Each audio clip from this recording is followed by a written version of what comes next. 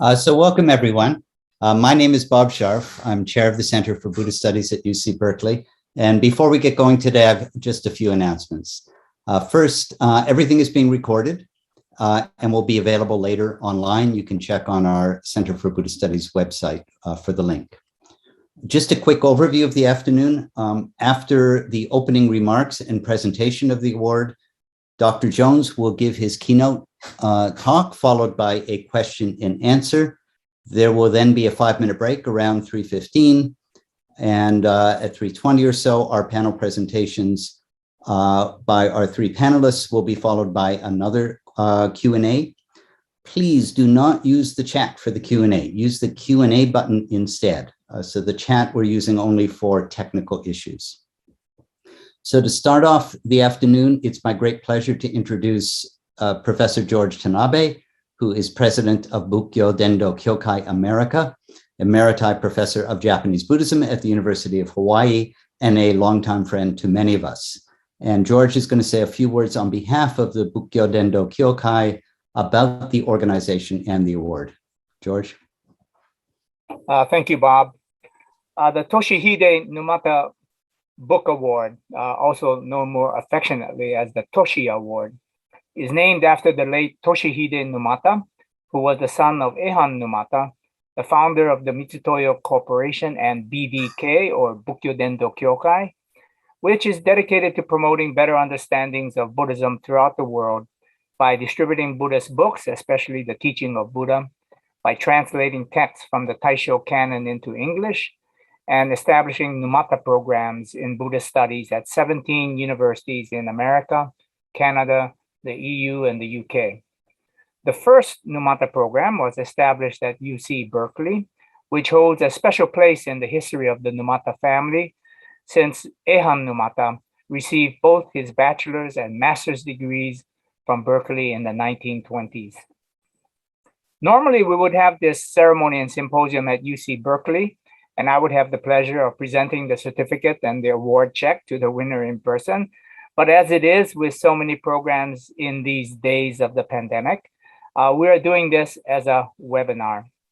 While I can't present the certificate personally to Dr. Jones, I am able to present it on your screens and to congratulate Christopher B. Jones of the University of Cambridge for his award-winning book, The Buddhist Self, on Tathāgatagarbha and Ātman, published by the University of Hawai'i Press. I will turn the program over to Professor Sharf, who will introduce Dr. Jones. Yes, so I'm happy to report that in April of next year, 2022, BDK has pledged to significantly increase their endowment to Berkeley, allowing us to initiate, among other things, a new Numata visiting professorship in Buddhist philosophy. And in recognition of their long history of support for Buddhist studies at Berkeley, we'll be renaming our center the Numata Center for Buddhist Studies. And to celebrate the renaming, we're hosting a conference in April titled A Celebration of Buddhist Philology, a conference in honor of the legacy of Ehan Numata and BDK's contributions to the study of Buddhist texts. And the news of that event will be posted hopefully in the next week or so up on our website. So as many of you are aware, the Toshi Award in Buddhism is presented on an annual basis to an outstanding book in the area of Buddhist studies. The award is administered by Berkeley's Center for Buddhist Studies on behalf of BDK, and the actual selection is made by an external committee that is appointed annually. And today, as you know, we're here to celebrate the winner of this year's award, Dr. Christopher B. Jones of the University of Cambridge, for his book, The Buddhist Self, on Tathāgatagarbha and Ātman. Was published by the University of Hawaii Press last year. Now, just to introduce the book, I'd like to draw from Michael Radich's blurb to give you a sense of the book. Michael writes, "This rich book breaks new ground in the study of Tathāgatagarbha doctrine, wielding command over a difficult primary literature in 3 classical languages. Jones argues cogently for nothing short of a revised chronology of the core corpus of Tathāgatagarbha scriptures and of the thought it contains. He also adopts a heuristic focus on the scandalous claim that Tathāgatagarbha can rightly be understood as a type of true self, or Ātman. So the book also earned strong praise from the members of this year's committee, who called it a remarkable achievement, a tour de force, and a masterpiece. Reviewers noted the author's sophisticated mastery of sources in Sanskrit, Chinese, and Tibetan, as well as his command of the vast body of Japanese scholarship on the topic. And again, for those of you who haven't read it, let me give you a very short précis, but I should give you a spoiler alert because I'm going to give the whole thing away. Scholars in both Asia and the West have imagined that Tathāgatagarbha started out as a rather innocent doctrinal innovation intended to explain how awakening, or bodhi, is possible in the first place. But that notion should not be confused with the full-blown Buddhist Atmavada, right? Or the notion that Tathāgatagarbha is really an Atman, right? That only comes up later on. Dr. Jones in this book argues that it is precisely the opposite, that Tathāgatagarbha started out as a kind of non-Buddhist Atman, and then later exegetes had to walk back the seemingly heterodox notion. So this is where normally I would call upon George to actually present the prize. And there it is, presented to Chris. It actually comes along with a nice check as well. So I'm going to go on now to introduce Chris. Dr. Jones is a specialist in the pre-modern Buddhist textual and intellectual traditions of India, China, and Tibet. He earned his undergraduate degree in theology and religious studies at Cambridge and pursued his doctoral work at the University of Oxford, where he taught for the faculties of religious studies and of Oriental studies. In addition to his work on Tathāgatagarbha theory, his research interests include pre-modern Buddhist attitudes to non-Buddhist teaching and authority in India and elsewhere, and the evolving place of Buddhist reflection on liberation and liberated beings in South Asia in the early centuries CE. In addition to a number of publications on these topics, I'd like to mention his forthcoming volume called Buddhism and Its Religious Others, Historical Encounters and Representations, which is coming out from Oxford University Press, and Dr. Jones is the editor and contributor to that volume. His current activities include an AHRC project on narrative explorations of Buddhology in Indian literature. He also works as assistant editor to the Buddhist Studies Review. He's the section editor for Brill's Encyclopedia of Buddhism, and he also is involved in public engagement work for teachers of Buddhism in schools across England and Scotland. And Chris's lecture today is called What Makes a Buddha Nature Text? Reflections on the Idea of a Tathāgatagarbha Corpus. So welcome and congratulations, Chris. Thank you ever so much, Bob. And thank you everyone at UC Berkeley for making this happen. It's still rather unbelievable. Thank you to the team responsible for putting this together, also Sanjot and Sky for the technical side of this.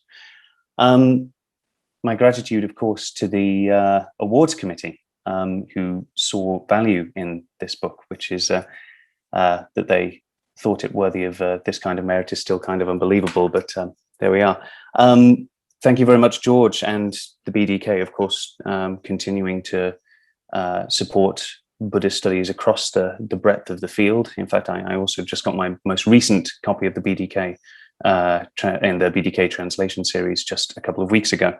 Thank you very much, all parties involved for this award, which is a tremendous honor. There's a couple more thank yous that I'd like to make before I jump into the keynote. Thank you for to the editorial team at University of Hawai'i Press. This volume went through its final stages during 2020 and the difficult lockdown period. So I'm very grateful for the hard work that all of the editorial team put into the volume. Thank you very much to the panel this evening, which I can't wait to hear what speakers have to say. It's a real honor to have three illustrious colleagues presenting at the end of this. Paul Harrison, who of course is influential for a great number of people who tread into the strange world of Mahayana Sutra literature. Mikhail Zimmermann, who's been tremendously supportive of my work, of course, a big figure in Tathāgatagarbha or Buddha nature studies. And Hiromi Habata, whose tireless work on versions of the Nirvana Sutra, the Sanskrit and the Tibetan, really made a lot of what I was doing a lot easier than it otherwise would have been, to say nothing of her other work besides. There are plenty of other colleagues and also teachers that I'd like to mention, but I'll stay focused on some figures in this corner of Buddhist studies. Thank you to Michael Radich, whose name has already come up, and we'll hear mention of him again. Also, Masahiro Shimoda and Kazuo Kano, two other scholars still very much working on this literature. The book is dedicated to my parents, and I should once again thank them for their support, their love and kindness over the years. Otherwise, again, too many people to thank, but we've heard mention of where I was in Oxford, and I'm grateful to friends and colleagues at the Oriental Institute and also at St. Peter's College, where I spent many happy years there. And there are just two more people that I'd like to mention before I move into the keynote. The foundations for this book were laid during my doctoral research, and I was lucky enough to have two wonderful supervisors who were tremendous mentors and also became very dear friends. So thanks also to Ulrika Rosler and to the very much missed Stefano Zacchetti. And with that, I should really try and set the scene for what's happening this afternoon or evening or morning, depending on where you are as you listen. I'll start my presentation now, I think. The speakers on the panel later are each going to draw on different threads that are present in my work and in the study of Tathāgatagarbha literature. So I felt that one thing that maybe I should do is go back to square one, both in terms of the work that I did, but generally when we are concerned with a category like Tathāgatagarbha, or slightly differently, I'll argue, Buddha nature. So what I'll do first in this whole presentation is talk about what sources are relevant if we're going to investigate this difficult term and difficult idea, Tathāgatagarbha. And then also reflect on how this relates to Buddha nature, which I think is something slightly different, something broader. And I think as we continue to study literature relevant to Tathāgatagarbha and other Mahayanist ideas further, it's useful to have a distinction here between an Indic category, Tathāgatagarbha, that doesn't mean just one thing, means quite a few different things, depending on what text we're looking at. And then we've got Buddha nature, which is, of course, an English term, something that we are taking to a tradition, I'd argue. And in so doing, we can see things, we can identify things that are Buddha nature-like, that exceed the term Tathāgatagarbha and to what that refers. But I should start by talking about these terms. Now, of course, many of the audience are going to be familiar with them, but we should talk about this operative expression Tathāgatagarbha, because this isn't straightforward at all. Tathāgatagarbha is a term that we find in Mahayana Buddhist literature from India and in other Buddhist cultures as well. And in English, it might be translated as something like the womb or embryo of or for a Buddha. So already ambiguity. It can also mean containing a Buddha. The key thing here is Tathāgata, of course, is an epithet for a Buddha. That bit is easy enough. But Garbha can mean a womb, that is a chamber, a space for something, or from which something can emerge. And it can also mean embryo, somewhat unhelpfully, something, not a container, but something contained, something precious that is there waiting to emerge. So there's been a lot of discussion in scholarship down the years about quite how to render or unpack the term Tathāgatagarbha. This in terms of its meaning before we even get to what it refers, which is something slightly different. In Chinese, Tathāgatagarbha tended to be rendered as Rulaizang or Fozang, which would more accurately render Buddha Garbha. And in Tibetan, we tend to find Deshin Shekbe Ningpo. Now, already we can see a difference here. When the term is translated into Chinese, the character zang is used, which means something like a store or a treasure house, definitely more of a container rather than something contained.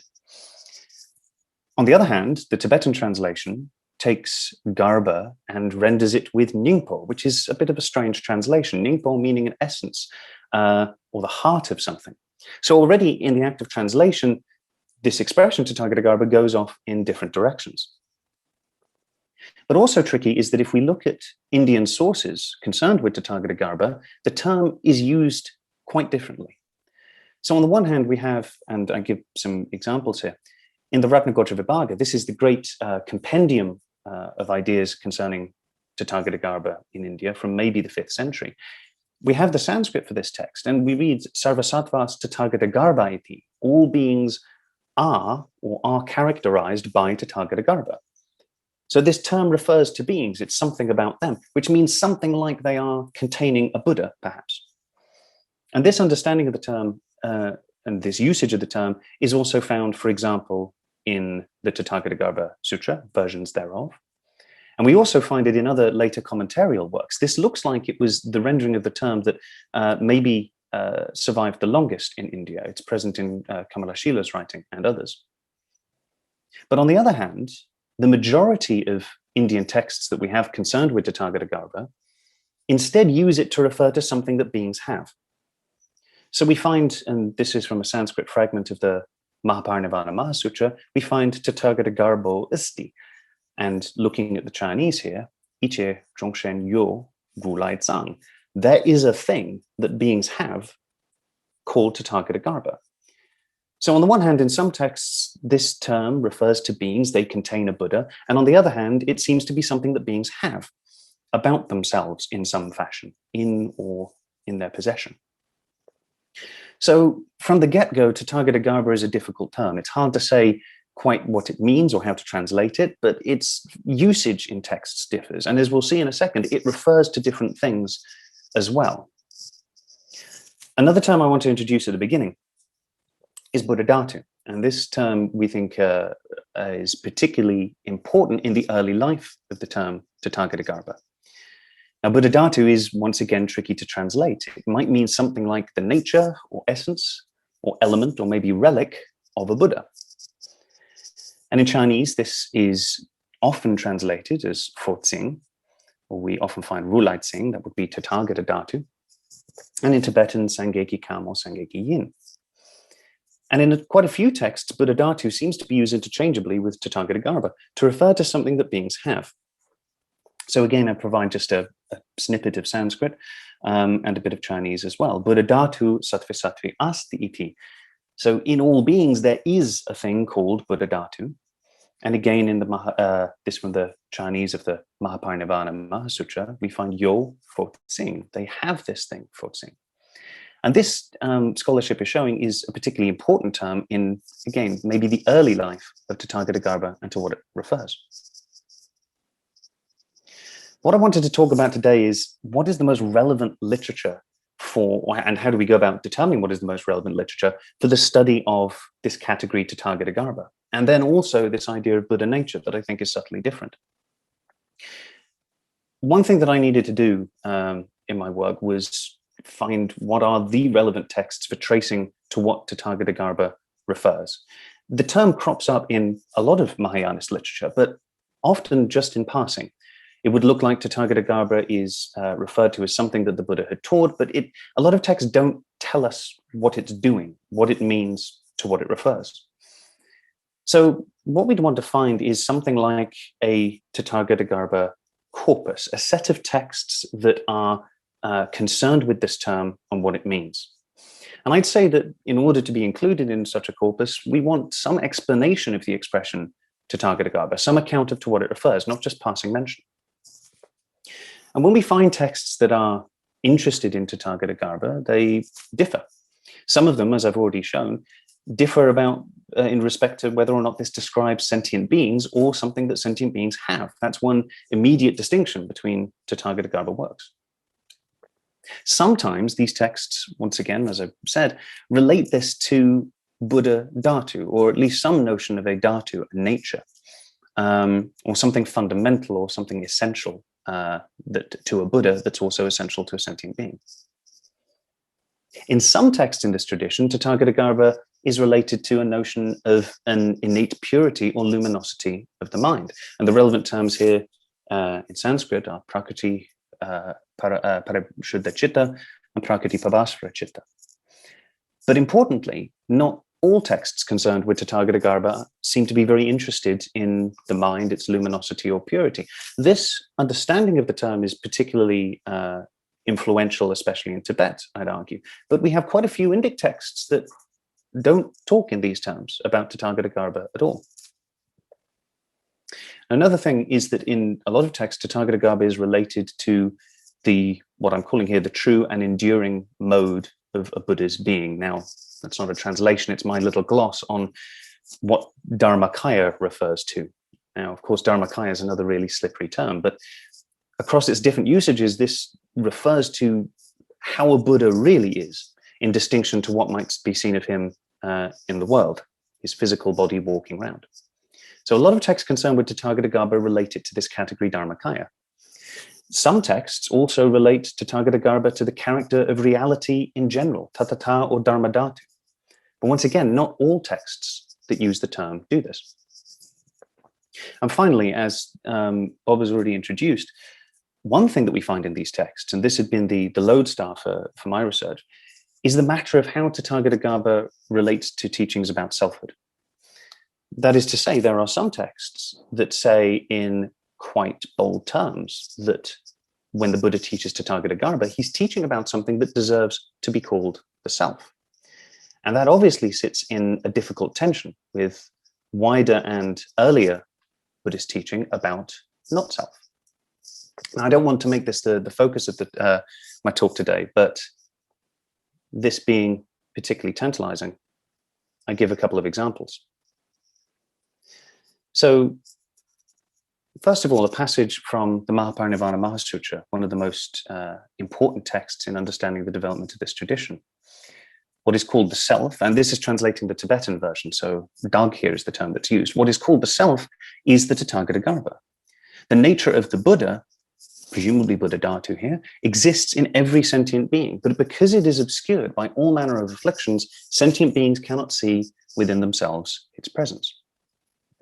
Now, I like this verse because we see in play all at once Tathāgatagarbha, which seems to refer to the presence of a thing called Bodhisattvabhūmi, the nature of a Buddha.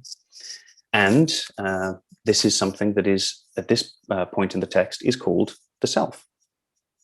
And obviously, this is a tricky thing to find in a Buddhist text. A key thing, though, is that works like the Mahaparinibbana Mahasutra don't just say this in passing, but they say at great length how Tathāgatagarbha refers to a true account of the self, in distinction to everything that's not the self, which the Buddha had already clarified. So bottom left in this slide is another extract to make this point a little clearer. Again, this from the Mahaparinibbana Mahasutra. Sentient beings, being of the world, do not know the reality of the self. They're influenced by bad companions and are ignorant of the Buddha's use of cryptic utterances, a particularly interesting idea throughout these texts. So that while the self indeed exists, they mentally cultivate only absence of self.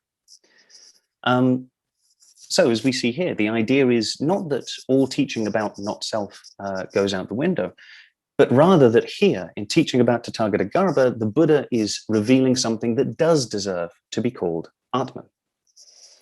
Earlier and wider Buddhist teaching holds there's nothing in our constitution that's permanent, enduring, or precious, and would therefore deserve to be called Ātman. But here, although we can't see it, is something that would deserve, that meets those criteria, and so would deserve to be called the self. And this is a difficult statement. But it's not just the Mahaparinibbana Mahasutra that makes this. It's the most well-known text that teaches in these terms. But there are two other sutras that do something very similar.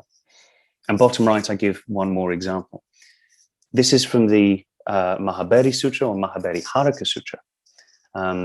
These works, by the way, these materials we're looking at here, our oldest witnesses to these are 5th century Chinese translations, just to give some sense of time. But these texts, the Indic text might be considerably older. So anyway, the Mahabharata Sutra says, if parinirvana, that is the final nirvana of the Buddha on his deathbed, if this is complete annihilation, the world would be gradually destroyed as more and more beings, one after the other, parinirvana'd as Buddhas. If it is not annihilation, then it is lasting and tranquil. Since it is lasting and tranquil, and that's the position of the text, the status of the Buddha after his parinirvana is an enduring, tranquil state. If that's the case, then certainly there exists a self. The Chinese here is war, this must be Ātman, just as smoke means there is fire. Now, this is not a typical Buddhist argument for anything. This turns on its head, one could argue, a lot of more conventional Buddhist teaching about identity, transmigration, self, not self, and so on. And these are some of the statements that we find in three important Tathāgatagarbha works that are particularly interesting from the perspective of my research. So I've made the point that Tathāgatagarbha can refer to different things in different texts. And in a moment, I'll come back to what texts really belong in a hypothetical corpus. But this is where I want to make this important distinction between Tathāgatagarbha and Buddha nature as a category that we bring to this literature and wider Mahayanist literature. Because Tathāgatagarbha doesn't mean Buddha nature, not quite. Buddha nature, or I'd refer to Buddha nature ideas or Buddha nature thinking, is something broader than that term. And we find it in Buddhist texts that don't use the term Tathāgatagarbha, I'd argue. There are some other texts that present something like what I'm calling Buddha nature thinking, but without using Tathāgatagarbha explicitly. So when I refer to Buddha nature, I'm talking about some form of the idea that's taught in some Mahayanist discourses and commentaries, that what is proper to a Buddha, his nature or qualities, is always and already proper to sentient beings in general. Now, certainly Tathāgatagarbha, where we find it, teaches some form of Buddha nature thinking, but we do find Buddha nature thinking that doesn't use the term Tathāgatagarbha. And I'll show a couple of examples of this as we go along. But back to this issue of a corpus, a Tathāgatagarbha corpus. Now, already that term was mentioned early on by Bob, and the idea is present in some things that Michael Zimmermann has written, in Michael Radich's work, and before all of this, we find it in the starting point for any thorough study of Tathāgatagarbha literature, and that is Takasaki Chikido's Nyoraizo Shisu no Keisei, his great magnum opus on the development of the idea of Tathāgatagarbha in India. Now, Takasaki had some idea of a Tathāgatagarbha corpus, a set of texts that are important in tracing the development of this term and to what it refers. And what I present here is extracted from the early chapters of that work. And this is a very influential model for understanding what belongs in a Tathāgatagarbha corpus and also how this literature developed. On the one hand, top left on the slide, Takasaki identified three texts that he thought were the real core of the Tathāgatagarbha tradition in India, something like a mainstream of thinking about this term.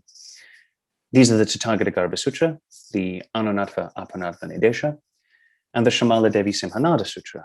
And to save my voice, I'm just going to call it the Shamala Sutra henceforth. Now, certainly these are very important texts in this tradition. They're particularly important because they are the major influences on the Ratnagotrapibhāga. This is the great Shastric text in this tradition that explains meanings of the term Tathāgatagarbha, and I'd argue unpacks broader ideas about Buddha nature as well. The Shamala Sutra, the Anunnatva Apanatva Nidesha, both quite sophisticated, metaphysically sophisticated texts. These are provide something like the doctrinal backbone for the Ratnagotrapibhāga. And the Tathāgatagarbha Sutra provides a number of similes, I'll talk more about these in a bit, that are also important in the Ratnagotrapibhāga's structure and ideas.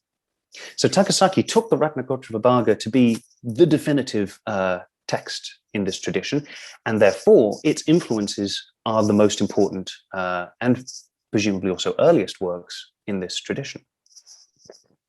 Now, apart from this, Takasaki had what he called his Buddha nature works. This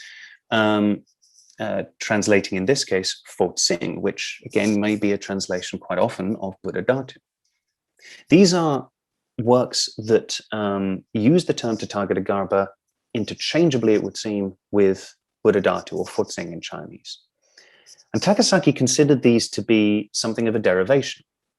They're not the core text of this tradition. They don't inform the Ratnagota Vibhaga, really. They're still important. The first of these texts in particular are very influential in East Asia. But for him, they represent something like a derivative tradition that isn't the real current, the mainstream of Tathāgatagarbha thinking in India. So these texts are, first of all, the Mahaparinirvana Mahasutra, and to save my voice, I'll just call it the Nirvana Sutra, the Angulimalya Sutra, the Mahaberi Sutra, and then the, I have no shortcut here, Bodhisattvabhūmi Vishyave Kuruvana Nidesha Sutra. And I'm simply going to try not to refer to that too often. So these texts are another subset as far as Takasaki was concerned. And then there's a couple of other works as well that he thinks belong in this corpus. These are those that unpack Tathāgatagarbha with something to do with the category Gotra, or the lineage for a Buddha. And these are the Mahamegha Sutra and the Mahayana Dashadarmika Sutra. So for Takasaki, these are one understanding of corpus concerned with Tathāgatagarbha. And that is certainly defensible. These texts all have something to do with Buddha nature. But looking closer, how much do they have to do with Tathāgatagarbha? Now, as I've already said, if I want there to be a corpus of texts concerned with this term, I'm interested in those that really tell us something about what it means or to what it refers. And if we're doing this, we've got to look at each witness for each of these Mahayanist works. And I'm hoping that this slide is clear, and there's a key bottom right. Because we don't have just one version of each of these sutras or shastras in one case. Instead, we've got different textual witnesses that differ. So in this slide, under the name of each work, I've provided an S representing a Sanskrit version or fragments of one of these texts. And then every C represents a different Chinese witness to the text, and every T a Tibetan witness, Chinese or Tibetan translation. So looking at the Tathāgatagarbha Sutra, we have there two different Chinese translations, and they are definitely different. They've got different content. And we've got two different Tibetan translations. So we need to take all of these into account if we're looking at the Tathāgatagarbha Sutra and what it has to say about Tathāgatagarbha. For the Anunatva Apanatva Nidesha, we have just one Chinese translation. We do have some little bits of Sanskrit in quotation as well, but that's mostly it. And I'm not including here some other translations that are of less value. So, for example, the Nirvana Sutra has another Chinese translation, but it's a redaction from one of the extant ones there, so I'm not including it. So if we're interested in the term Tathāgatagarbha, and we've got something like a corpus to work with, it would be these texts here. And each of these independent witnesses need attention. But what I find is if we then look at these different witnesses, these Sanskrit or different Chinese or Tibetan translations, in how many cases do they actually tell us something about Tathāgatagarbha? Now, most of Takasaki's corpus is incredibly useful. So everything now that's marked in red is a witness to the text that does tell us something about Tathāgatagarbha. The term is explained, it's definitely being taught. We've got some kind of something approaching doctrine there. But the C's and S's and T's that are not in red don't tell us anything about this. So I have to say the text one more time. The Bodhisattva Gotropaya Visha Vikovana Nidesha Sutra, only one witness to the text, its later Chinese translation, even mentions Tathāgatagarbha. The other two witnesses don't. It's simply not there. So this looks like, that material is very interesting in there, but it looks like it's something like an interpolation. It's something that's come into the text rather than proper to it. And it doesn't tell us much about the term and what it means. More striking still is that these two texts at the bottom, the Mahamegha and the Mahayana Dashadarmika, these texts do use the term Tathāgatagarbha, but just once and just in passing. And the term isn't unpacked.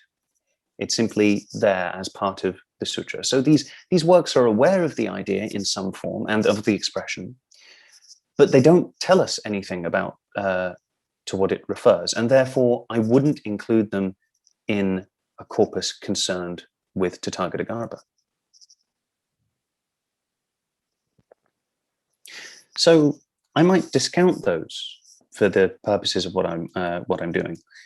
But instead, I'd include one other text that might surprise some people. This is the Lankavatara Sutra. So it's well known that this text does make some mention of Tathāgatagarbha, but it's also well known that it simply says that, well, Tathāgatagarbha is a way of referring to the Alaya Vijnana, that is the substratum consciousness in Yogacara thought. So this is a text that takes Tathāgatagarbha and says, well, in fact, it's taught better in this other system. But I'd include it here because the Lankavatara says a lot about Tathāgatagarbha. It explains to what it refers, to what it doesn't refer, how it had been used to attract certain audiences, and then should be instead understood in Yogacara terms. So it meets my criteria. It's a text very much concerned with what Tathāgatagarbha means, and we can investigate it for clues about how this term developed in India. And in what I do next, I want to bring back this idea of Buddha nature as something slightly different to Tathāgatagarbha, as a narrower, Tathāgatagarbha being a narrower expression. And as I do this, I've also got an opportunity to talk about some other important scholarship that predates my volume. So the Tathāgatagarbha Sutra here is one text I want to talk about, and here certainly we look to Mikhail Zimmermann's work, and the Nirvana Sutra is a text that has received quite a lot of attention in the last 5 years or so after important work by Michael Radich. And by looking at these two texts, I can hopefully highlight what I mean about a distinction between Tathāgatagarbha and Buddha nature as something a bit broader. So this is now something of a tale of two Michaels, Radich and Zimmermann. And first of all, the Nirvana Sutra, which, as I've already said, is an influential text in China, but also significant as one of these works that says quite clearly that Tathāgatagarbha refers to a teaching of what could be called the self. And Michael Radich's 2015 monograph on the Nirvana Sutra suggests that this, in fact, might be our earliest text to talk about Tathāgatagarbha, and in fact, its narrative form might provide something like a scenario of origin for the first use of this term. And it's worth unpacking his argument. Now, there's a lot more to Radich's volume than this, but in summary, this helps get a sense of this text and what Tathāgatagarbha may have meant early on, or to what it may have referred early on in its life. The Nirvana Sutra is a Mahayanist discourse about the Buddha's final teachings. It's a Mahayanist retelling of the Parinirvana episode, so to speak. It concerns the Buddha's final teachings immediately prior to his death. It's taking place in Kushinagara. It's concerned with a lot of ideas, but it's got two main interests. First of all, affirming the permanence of the Buddha, his being nitya in the Buddha's true mode of being, his dharmakaya. And also the Nirvana Sutra talks about the presence of the Tathāgatagarbha, or of the Buddha's nature or essence or relic, perhaps, his Bodhisattvabhūmi in all sentient beings. Now, building on work by Shimura Masahiro and by Stephen Hodge and others, Radich argues that the Nirvana Sutra might give us a clue with respect to how the term Tathāgatagarbha came about. And this involves taking seriously what the Nirvana Sutra is all about, and narratively what it's presenting us with. Because this is an account of the Buddha's death in which things are turned on their head. This is an account of the Buddha's death in which it's revealed that, in fact, he doesn't really die because the Buddha is permanent and enduring. But the other thing that tends to happen, that we find in other accounts of the Buddha's death, is the distribution of his relics. And this relic imagery might be very important in specifically the development of the term Tathāgatagarbha. Physical relics left after the Buddha's death would be held at a stupa, and in other forms of the parinirvana narrative, that's what happens. They're distributed and enshrined. And the stupa in quite a number of Buddhist sources, is sometimes called a Tathāgatagarbha. That is, it's the chamber for the essence or what is precious about a Buddha still in the world. And in this text, these are, that is reimagined as the Buddha's transcendent nature, another meaning of dhatu, which is now present in all sentient beings, which means that they have a thing that could be called their Tathāgatagarbha. They have, as Kazo Keno has put it, something like an internalized stupa. So the Nirvana Sutra starts out by saying that the Buddha is in fact permanent, and goes on to say that what is most precious and enduring about him is something that all beings have. And Radich goes on to argue that also this other meaning of garbha as womb can then come into play, because this is where the Tathāgatagarbha is where the Buddha remains present, but it means that every being has the womb from which a new Buddha could emerge in the world. So the Nirvana Sutra is a text arguably very concerned with Tathāgatagarbha as an expression, and as we've already seen, goes on to talk about this as the Buddha's nature, but also what could be called the self. But now turning to the Tathāgatagarbha Sutra, which is still undoubtedly an early text in this tradition, Michael Zimmermann found some very interesting features when breaking down the structure of the text. So this is a Mahayanist discourse in which the Buddha elaborates Tathāgatagarbha, and seemingly to mean that all sentient beings contain a Buddha. That seems to be the sense of the term here. And the core of the text is 9 similes that explain how what beings have is something like treasure buried beneath a house, or it's like a golden icon that's wrapped in rags. Now, these similes, however, concern qualities or attributes of the Buddha. They're not generally explaining a thing called Tathāgatagarbha that refers to beings themselves, nor a thing called Bodhisattvabhūmi, but instead what all beings have is sometimes called Buddha Jnana, Buddha Bhumi, Buddha Kaya. That is, beings have the knowledge of a Buddha, they have the status of a Buddha, they have the body of the Buddha. The similes use all this different imagery. And in each case, it refers to something that sentient beings have, but without using the term Tathāgatagarbha. So Zimmermann noticed that the similes themselves aren't very invested in the term Tathāgatagarbha at all. It's only the framework of the text that seems to take Tathāgatagarbha and then use it to explain everything that's here. So it might look like we have a series of earlier similes, and these are concerned with broad ideas about Buddha nature that are then framed in terms of Tathāgatagarbha. So this highlights this distinction that I'm talking about. We've got Tathāgatagarbha as a term that's used differently in different contexts. But even in the Tathāgatagarbha Sutra, we find Buddha nature as something broader, something that may have predated this text in these similes, but is then brought together and stamped, if you will, with Tathāgatagarbha as a useful operative term. So back now to a Tathāgatagarbha corpus, as at least the corpus that I'd considered there to be in my work. This is what I'd been working with. So in this slide now, there's one exception, which I'll come to in a second, are those works that I think are really important for understanding the development of the term Tathāgatagarbha specifically. But Buddha nature is something broader. We find something like Buddha nature thinking in other works that are quoted by the Ratnakotra, for example. We find it in some constituent texts in the Avatamsaka Sutra. And we find something like Buddha nature thinking already there in the Lotus Sutra, albeit maybe not fully developed.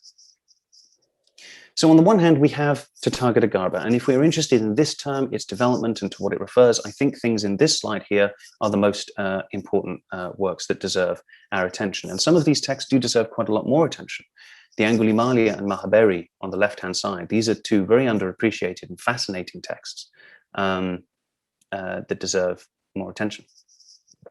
But if we're interested in Buddha nature, I think we need to look wider, and this distinction could be useful. Buddha nature as the idea that all beings have something about a Buddha, but this could be expressed in terms of the purity of the mind or the lineage of a Buddha and so on. This is something more nebulous that we find across wider Mahayanist literature.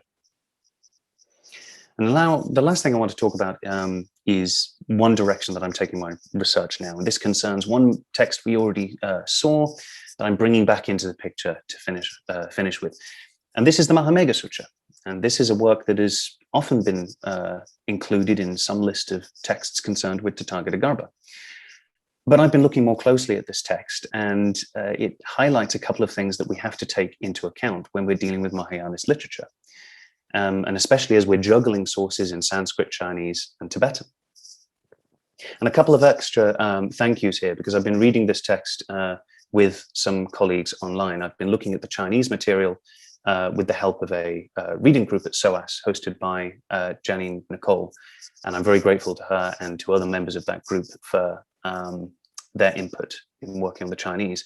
And then the Tibetan version of the text I've been looking at with Sue Roach. One of the silver linings over the last couple of years is many of us are doing more things online, but working more consistently with colleagues in different places. And it's been great to be able to get input from other people as I work on this text. So the Mahamegha Sutra, as I've already said, is a work that actually, it gets included in accounts of Tathāgatagarbha, but the term just pops up fleetingly there. But is it a text concerned with Buddha nature, this broader idea that beings have something of a Buddha about themselves? And the curious thing here is, well, it depends on which version of the text we look at. So in this last slide, I'm presenting a passage from the Chinese witness to the text and the Tibetan. Now let's look at the Chinese first, and this is the version of the text that's received greater attention down the years. Takasaki had looked at this, and the Mahamegha Sutra is also received significant attention for a prophecy complex that is used in Tang China. But what it has to say about Buddha nature, well, we can look closer. So let's just take this one passage. It's like when an ardent wind arises in the sky. It blows the bodies of all sentient beings, entering into their pores, causing all sicknesses to be healed, and the body becomes cooled. The sky is like this discourse of the great cloud, that is the Mahamegha Sutra itself. The arising of the wind is like the permanence of the Tathāgata. The wind entering the pores of sentient beings is like the presence of Buddha nature in all of them. The removal of sickness is like the elimination of the inferior aspirations of Shravakas and Pratyeka Buddhas. What are they doing in their practice, knowing that they have Buddha nature? Why aren't they simply being bodhisattvas, in other words? Now, plain as day here, the Chinese presents us with Yo Fo Tsing. That is, there is the presence of a thing called Buddha nature. And this happens again and again in the Chinese version of the text. But let's look now at the corresponding Tibetan. It is like a wind having arisen in the sky, then entering into the hairs and all the limbs of the bodies of all sentient beings, and independent of them extinguishing the mass of fire that is there. Likewise, this concentration, that is samadhi that's being taught in the text, it causes a wind imbued with the quality of permanence, that is the quality of the Tathāgata, to arise in the sky of afflictions. Having entered into the hairs and all the limbs of the bodies of all sentient beings, independent of them, it eliminates the innumerable evil deeds that they have done and the massive fire that is their actions. Now, I'm still working on these two passages here, and I apologize, I didn't want to cram too much into the slides, so I haven't presented my additions.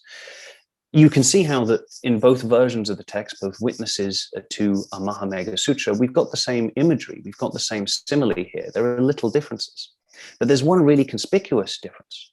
And that is that the Chinese concerns something like Buddha nature, the idea that all beings have this thing that is the character of a Buddha already. And the Tibetan doesn't feature that. We have something about the permanence of the Buddha, but we don't have anything that I would call Buddha nature teaching. So one other complication that we've got to bear in mind when dealing with Indian literature, sutra literature or otherwise, is that we aren't necessarily dealing with just one text that had one version. And as is often the case, if we look at the Chinese and Tibetan, we find different content. And here's a really striking example. Because if I'm interested in what texts teach Buddha nature, the Chinese version of the text seems to, but the Tibetan doesn't, as far as I can see so far as I read it.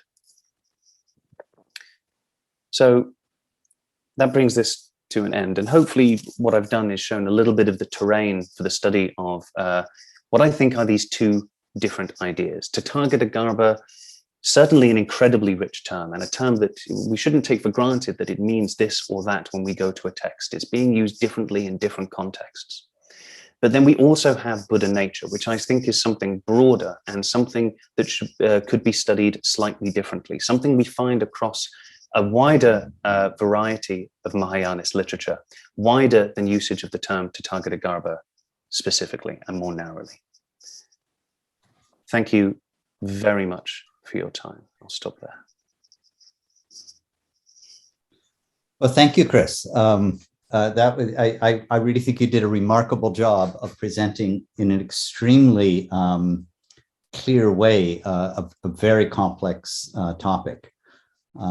And there are a number of questions in the Q&A. So if it's okay with you, I'll just start.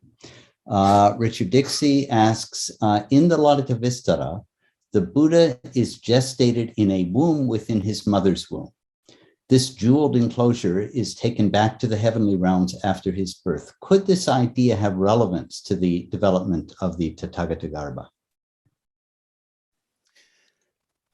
So that is, it's dealt with a little bit in Michael Radich's volume, as with so many of these things, the Lalita Vistara imagery of the Buddha in this jeweled womb. One thing that I'm interested in, though, is does he, or I'm sort of circumventing the question. Yes, I think it's relevant, and it's already been suggested that it's relevant, and Michael has looked at this.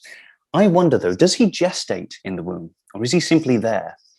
Because when we look at this, the idea that the Buddha appears in that womb, and I don't know whether we're to understand that he goes through the normal processes of an embryo, because he's something remarkable when he's in there. He's something transcendent that's somehow being made flesh. That's sounds a bit Christological, but I think there's a question mark of the gestation bit, but there's certainly the idea that a Buddha is present in some womb there that is different to other kinds of wombs, that the conditions for a Buddha's emergence in the world are different. That's certainly very relevant to this, I think, but I'm not the first person to think that, and I'd recommend having a look at Michael Radich's study. Thank you. And then Alan Wonderwheel writes, it seems to me that this is that it is more important to speak of the one vehicle corpus of texts than to divide them into Tathāgatagarbha texts and Buddha nature texts. Why don't you speak of the one vehicle and these texts of the one vehicle and the third turning of the wheel of the Dharma? Interesting question. So yeah, the notion of one vehicle is very clearly closely related to this. And I mean, I think this is going to raise its head later on in the panel discussion as well, but in brief, we don't have that many sutra texts in India that are concerned with the one vehicle. And in the Venn diagram of texts concerned with Ekayana and those concerned with Tathāgatagarbha, there's a huge overlap. It's not absolutely the case, though. So the Anunnatva Apanatva Nidesha doesn't, for example. That's something of an exception here. And then the Lankavatara Sutra, of course, has a different perspective on this. So an Ekayana corpus would look slightly different, but with a heavy overlap. And that's definitely worthy of further consideration. I mean, one of the things that I'm trying to push in the book is precisely that. Texts concerned with Tathāgatagarbha are very much indebted to the Lotus Sutra, most of them. And certainly early on, I think, in the development of this tradition. But things do get a little bit complicated a little later with the Ratnakotrikabhaga and Lankavatara. So this is a good suggestion, but I don't think it solves things to make it an Ekayana corpus, because it's subtly different again, I think. And John Newman asks, do you have any general reflections on why the later Indian Buddhist intellectual tradition seems to largely ignore or reduce to Nayartha, Tathāgatagarbha, whereas it became so important in China and Tibet? So the commentarial tradition is certainly less interested in Tathāgatagarbha than some other teachings. Maybe because even in what I'd consider its more palatable form, it's still tricky. And perhaps because this tradition kept the, in my understanding of it, it keeps the legacy of having been at some point something that was called an account of the self. That's maybe one explanation. perhaps Tathāgatagarbha, even when it is divorced from teachings about selfhood, even when the point is made repeatedly that in fact this refers to something foundational, or it's the substratum consciousness, and it's not actually a self, by that point maybe it still has too much similarity, such that a lot of commentators don't prioritize it. I certainly think that there's a development here where I think the older texts in this tradition are those that are quite confrontational even, and say that, yes, here is an account of the self, and they defend this quite rigorously. Then you have texts, and I think the Shamala Sutra is important, that are clearly aware of that, but instead count Tathāgatagarbha differently, to refer to something like a foundation is the term that's used there. It's a nishraya. But that's recalibrating this term into what it refers. But maybe then by then it's too late. Maybe this is still something that has the whiff of Atmavada about it, and therefore is just too tricky. It's a big question. Jed Foreman says, a wonderful presentation. Can you talk a little bit about your understanding of the intellectual development of Tathāgatagarbha alongside the notion of ichantikas? Was one a response to the other? That's another big can of worms. Ichantika is, in terms of the text that we've seen, Ichantika looks like it goes right back to the beginning. That is the Mahaparinibbana Mahasutra. But in that text, as I think Seishi Karashima and others had noticed, the Ichantika seems to refer to, more specifically, individuals who have no time for this teaching about Buddha nature and therefore will face repercussions. They're not absolutely damned or condemned if one looks at the text themselves. One version of the Nirvana Sutra strongly suggests that, but across the rest of this literature, the Ichantika is someone who, I'm simplifying things here, this is my general understanding of it. It's not someone who doesn't have the nature of a Buddha, but it's someone who, by virtue of their behavior, is never going to allow that to manifest. Because there's a difference between having this and actually managing to achieve awakening. And they have the former, they're not going to achieve the latter. That said, the Ratnagotra Vibhaga talks about how an Ichantika can be taught. So they're in there. But yeah, that's another feature of this literature that could definitely receive more attention. Looking more specifically at these sutras that haven't been studied so much, like the Angulimalaya, which says quite a bit about Ichantikas. Thank you. William Ames says, I have read that the Nirvana Sutra compares the Buddha nature to the music that can come out of an instrument, but is not inherent in the instrument, that it is a potential. Your comments? It depends where in the text we find it. So my first point with that is, I can't remember that from the core material of the text. One of the problems with the Nirvana Sutra is we've got, it may well be in the core material, and I simply can't remember that passage. In one of our Chinese translations, well, the material that's shared by all of our witnesses is this big. And in one of our Chinese translations, the text is this long. It's 4 times as long. And there's a lot of material in there that's exclusive to Dhammakshema's translation that needs to be dealt with separately. It's still very relevant, but it's there's plenty that's attributed to the Nirvana Sutra that's in fact in that material and therefore is slightly different. We don't know the provenance of that. It's another rich area of investigation. The idea that it refers to a potential, that's the interpretation of it there. Did I get that right? It's yes, and actually it's related to the next question. I think the next question, I don't quite understand it, but it says, what about the topic related to potential as per embryonic? So I think, in my understanding of this, other understandings are available. I think the embryonic side can be overstated. Yes, Buddha nature is about potential, but it's about potential at the level of the sentient being. Any sentient being has the potential to become a Buddha because they have a thing that's fully realized, but that needs cleansing. In none of the sutra texts of this tradition, I think, do we find the idea that Buddha nature itself needs developing. It's already there. And it's the character of a Buddha. How could it need developing? It's the quality, it's the knowledge, the body, whatever of a Buddha, that can't be developed. Beings themselves need to be developed. So the understanding of Tathāgatagarbha in terms of an embryonic in the sense of requiring development, I understand that to be at the level of the being. But the thing itself, one's Buddha nature, it's Buddha nature. What is there to do to it? It's already there, but it's not manifested. That's how I understand this literature. Kokyo Henko says, has there been scholarship that compares the Buddhist teaching of Ātman in the Parinirvana Sutra and so on with the Vedic Ātman and other non-Buddhist versions of Ātman? And what's your understanding of the difference, if any? Right. Final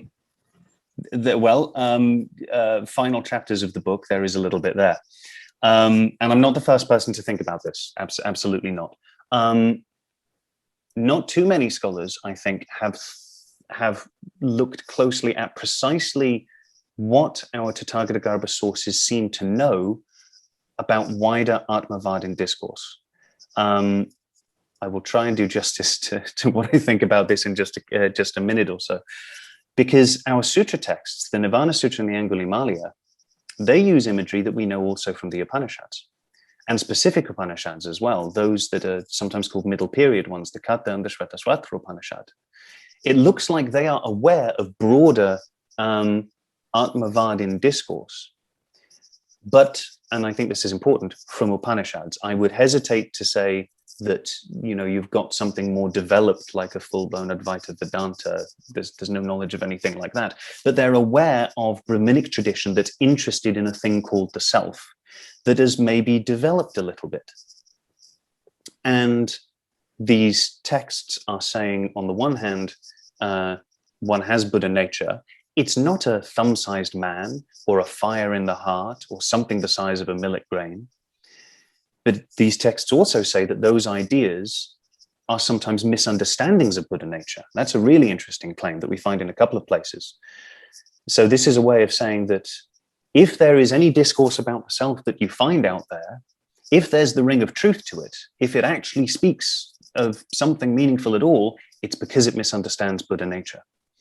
And that's a really interesting aspect of some of these texts that I've tried to explore, but again, it's the kind of thing that could be done in further depth still. So let me ask a question of my own, and it's a little bit abstract and perhaps a little wacky, but it seems you begin with this notion that the notion of garbha, there's a certain ambiguity about whether it's the container or the contained. And that, as you know, many of the texts that are in this corpus gesture toward Madhyamika and Yogacara notions of non-duality and so on. And the duality that they're thinking of is kind of Sattva loka versus Bhajana loka, you know, inside, outside, mind world, subject and object and so on. And these seem to structurally capture the kind of container-contained duality. So I wonder if this notion that garbha, there's an ambiguity there, is it possible that it's not just a problem that we have, but it was intentional in some way? In other words, it's not a bug, but it's a feature. Yeah. And quite a kind of sophisticated metaphor in a sense, rather than just something that's ambiguous and gives rise to a bunch of problems. Sure. That's a good way of thinking about it. So one could argue, I think what I will definitely agree with is I think the term is purposefully enigmatic. Even if we conclude that, okay, this looks like it's come out of the image of a stupa and so on. I hope I'm staying relevant to your question here as well. Even if we accept that, what's known about the center of a stupa? It's mysterious, it's hidden, like the language of hiddenness is there. And again, in Michael Radich's volume, he has an appendix that deals with this, the language of hiddenness around the term zhang in particular in Chinese translations. Others, I know Mikhail had published on this in 2020, I think, this term Tathāgatagarbha, yeah, when I say there's this ambiguity here, yes, I think it could well be intentional. I still have the sense that it might lean more in one direction than another in some texts.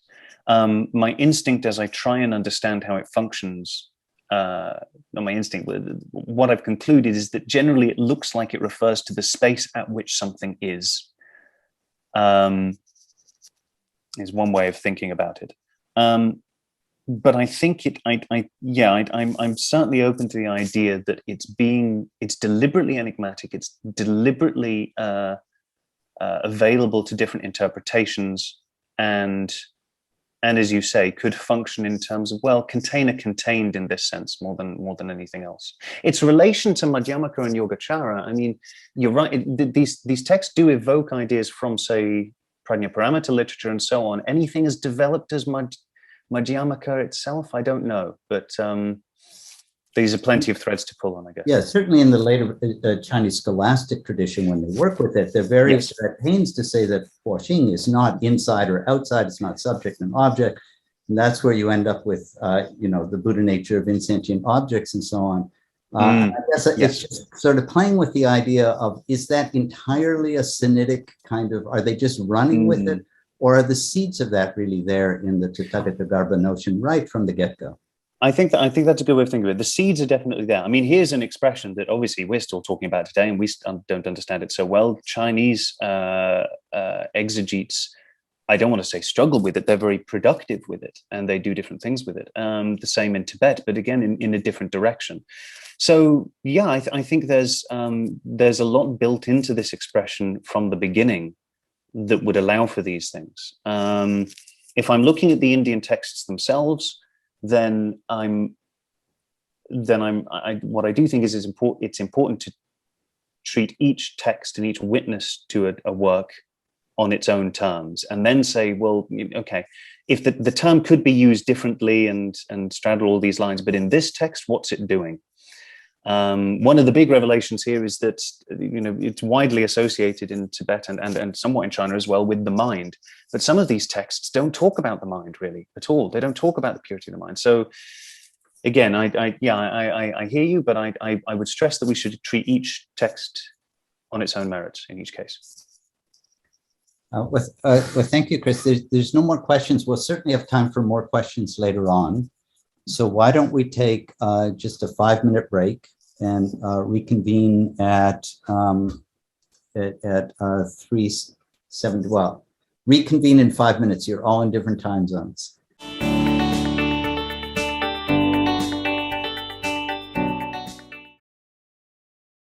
So welcome back, everyone. For the rest of the day, we're going to have a panel by 3 very distinguished specialists in the field. There's Paul Harrison from Stanford University. We'll be talking on the Buddhist Self and the Buddhist Studies Self. Hiromi Habata from the International College for Postgraduate Buddhist Studies will be talking on Sattva and Sattvadhātu, the essential element of existence in the world. Michael Zimmermann from the University of Hamburg will give a talk called From the Lotus Sutra to the Roots of Engaged Buddhism in the Bodhisattvabhūmi, Why Tathāgatagarbha is Indispensable. So we'll just run through those 3 talks, and then we'll all get together, and there'll be time for a kind of collective discussion and more Q&A from the audience. Go ahead, Paul. Okay, good afternoon, everybody, and greetings from California from the other side of the San Francisco Bay.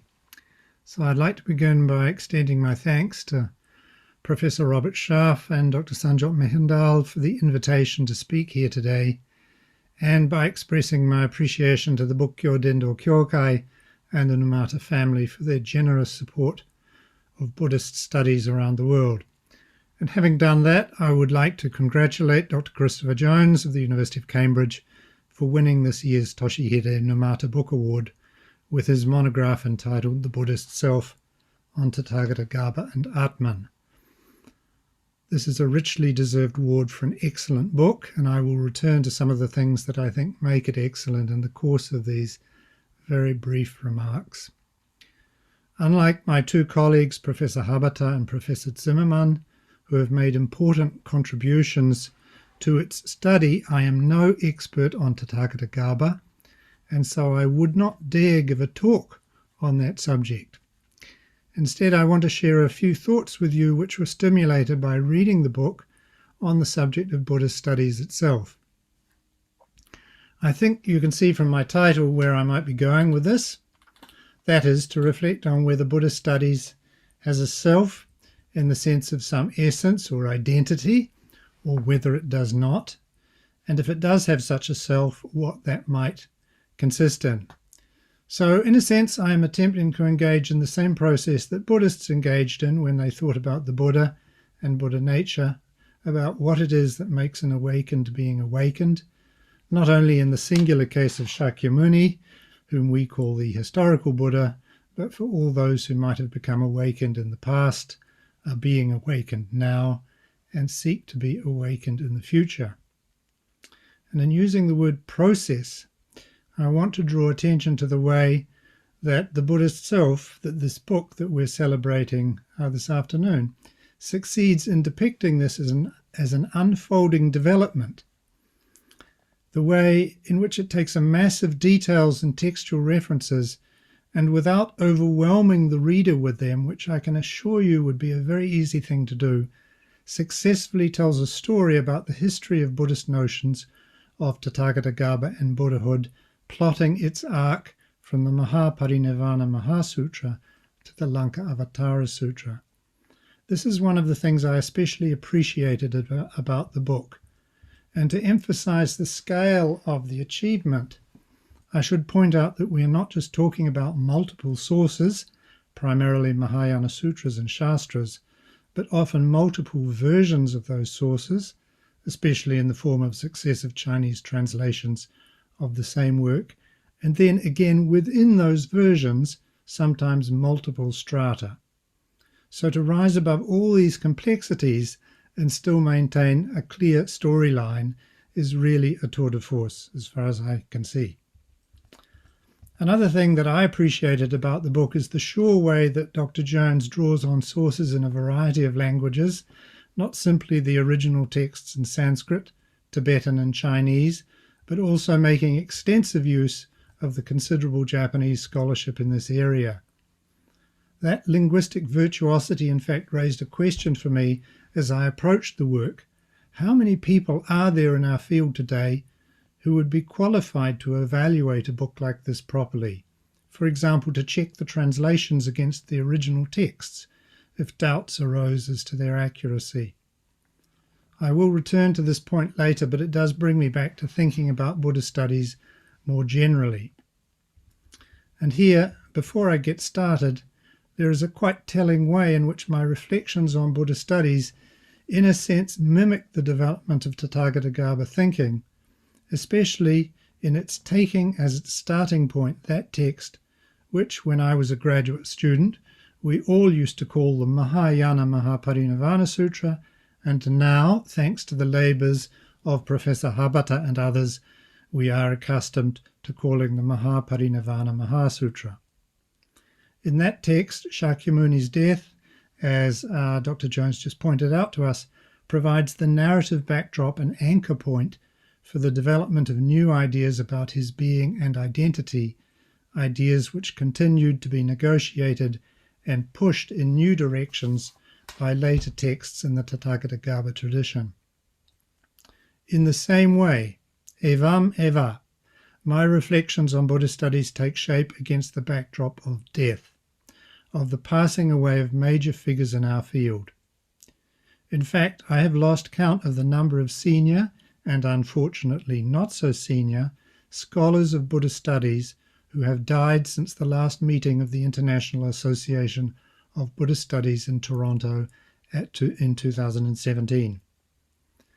In that conference, where, as some of you may remember, I delivered a eulogy for Professor Fernando Tola, recently deceased, a list of those who had passed away was read out at the general meeting, and that list was already quite long, as I recall.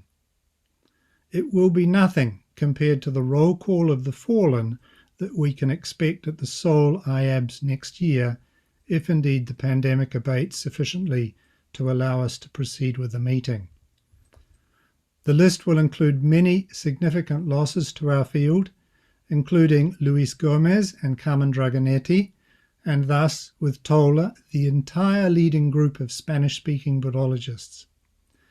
It will also include Yuyama Akira and Karashima Seishi, two of the guiding lights of Japanese Buddhist studies, while in Europe we have lost somewhat more recently Stefano Zacchetti, taken from us far too young in April 2020, and in February this year, David Seyfarth-Ruegg, one of the most eminent authorities in our field. Here in the United States, in May this year, we lost a figure of comparable stature, UC Berkeley's own Padmanabh Jaini. There have been many more departures than these. I'm sure you could all add plenty of names to the list, in addition to which, at the same time, a whole generation of scholars is moving into retirement or fast approaching that point. So, old age, sickness and death, jara, vyadi, marana, fairly familiar territory to those of us who work in Buddhist studies and with the teachings of Shakyamuni. Of course, one can only push the analogy with the situation of the Mahaparinirvana Mahasutra so far, but it's clear enough that our field or subfield of Buddhist studies is undergoing a massive transition at present, a changing of the guard, if you will, enough to prompt in me reflections on what shape it will take in 10 or 20 years' time once the current generation of teachers has passed on entirely, and whether the field then has any particular character that will still be recognizable or even some kind of core that will endure. Well, if you are thinking that I'm slowly working my way to the point where I assert that philology is the heart and soul of Buddhist studies, you are wrong. Nor am I about to lament the end of an age, golden or otherwise, even though I do mourn personally for those many friends and colleagues who have fallen before the grim reaper's scythe in the last few years, some of them victims to COVID-19. This is not the occasion for the lugubrious, let alone sour musings of a septuagenarian Buddhist scholar. The canonical formula does, after all, run jati jara vyadi marana, so there is birth too. And the turning point we find ourselves at can just as well be seen as an opportunity for revivifying the field, striking out in new directions, doing exciting new things. And I use the plural here advisedly. As Buddhist studies responds to wider forces at work in academia and in the world, to this turn and that turn, I think it's entirely appropriate, indeed inevitable, that scholars in our field will be working on gender, material culture, sensory religion, the body, race, class, power relations, animals, climate, and a host of other topics and issues, and that they include within their ambit Buddhism as it is today, wherever it may find itself in the world, as well as Buddhism in the past in Asia. That seems totally fine, but what wouldn't be totally fine is if one of those approaches were to come to be regarded as the only one of any worth, replacing a symphony of different voices and instruments with a monotonous drum beat. However, this is unlikely. Even a cursory glance at the Buddhism panels and presentations of the annual meetings of the American Academy of Religion will show that there is a huge diversity of approaches to the study of Buddhism being vigorously pursued, and I expect that to continue. So Buddhist studies does not have a self, some kind of core or essential nature, hardly a surprising conclusion for me to come to, but if it had, I would say it consists not in any single approach or thematic concern, but in an attitude of openness to the diversity of approaches and concerns, to a diversity of approaches and concerns, or to put it differently, in an intense interest in all the things that Buddhism is and has been. When I reflect on the graduate students I've seen moving through our PhD programs, this is where the difference lies between those students who are merely good and those who are truly first-rate.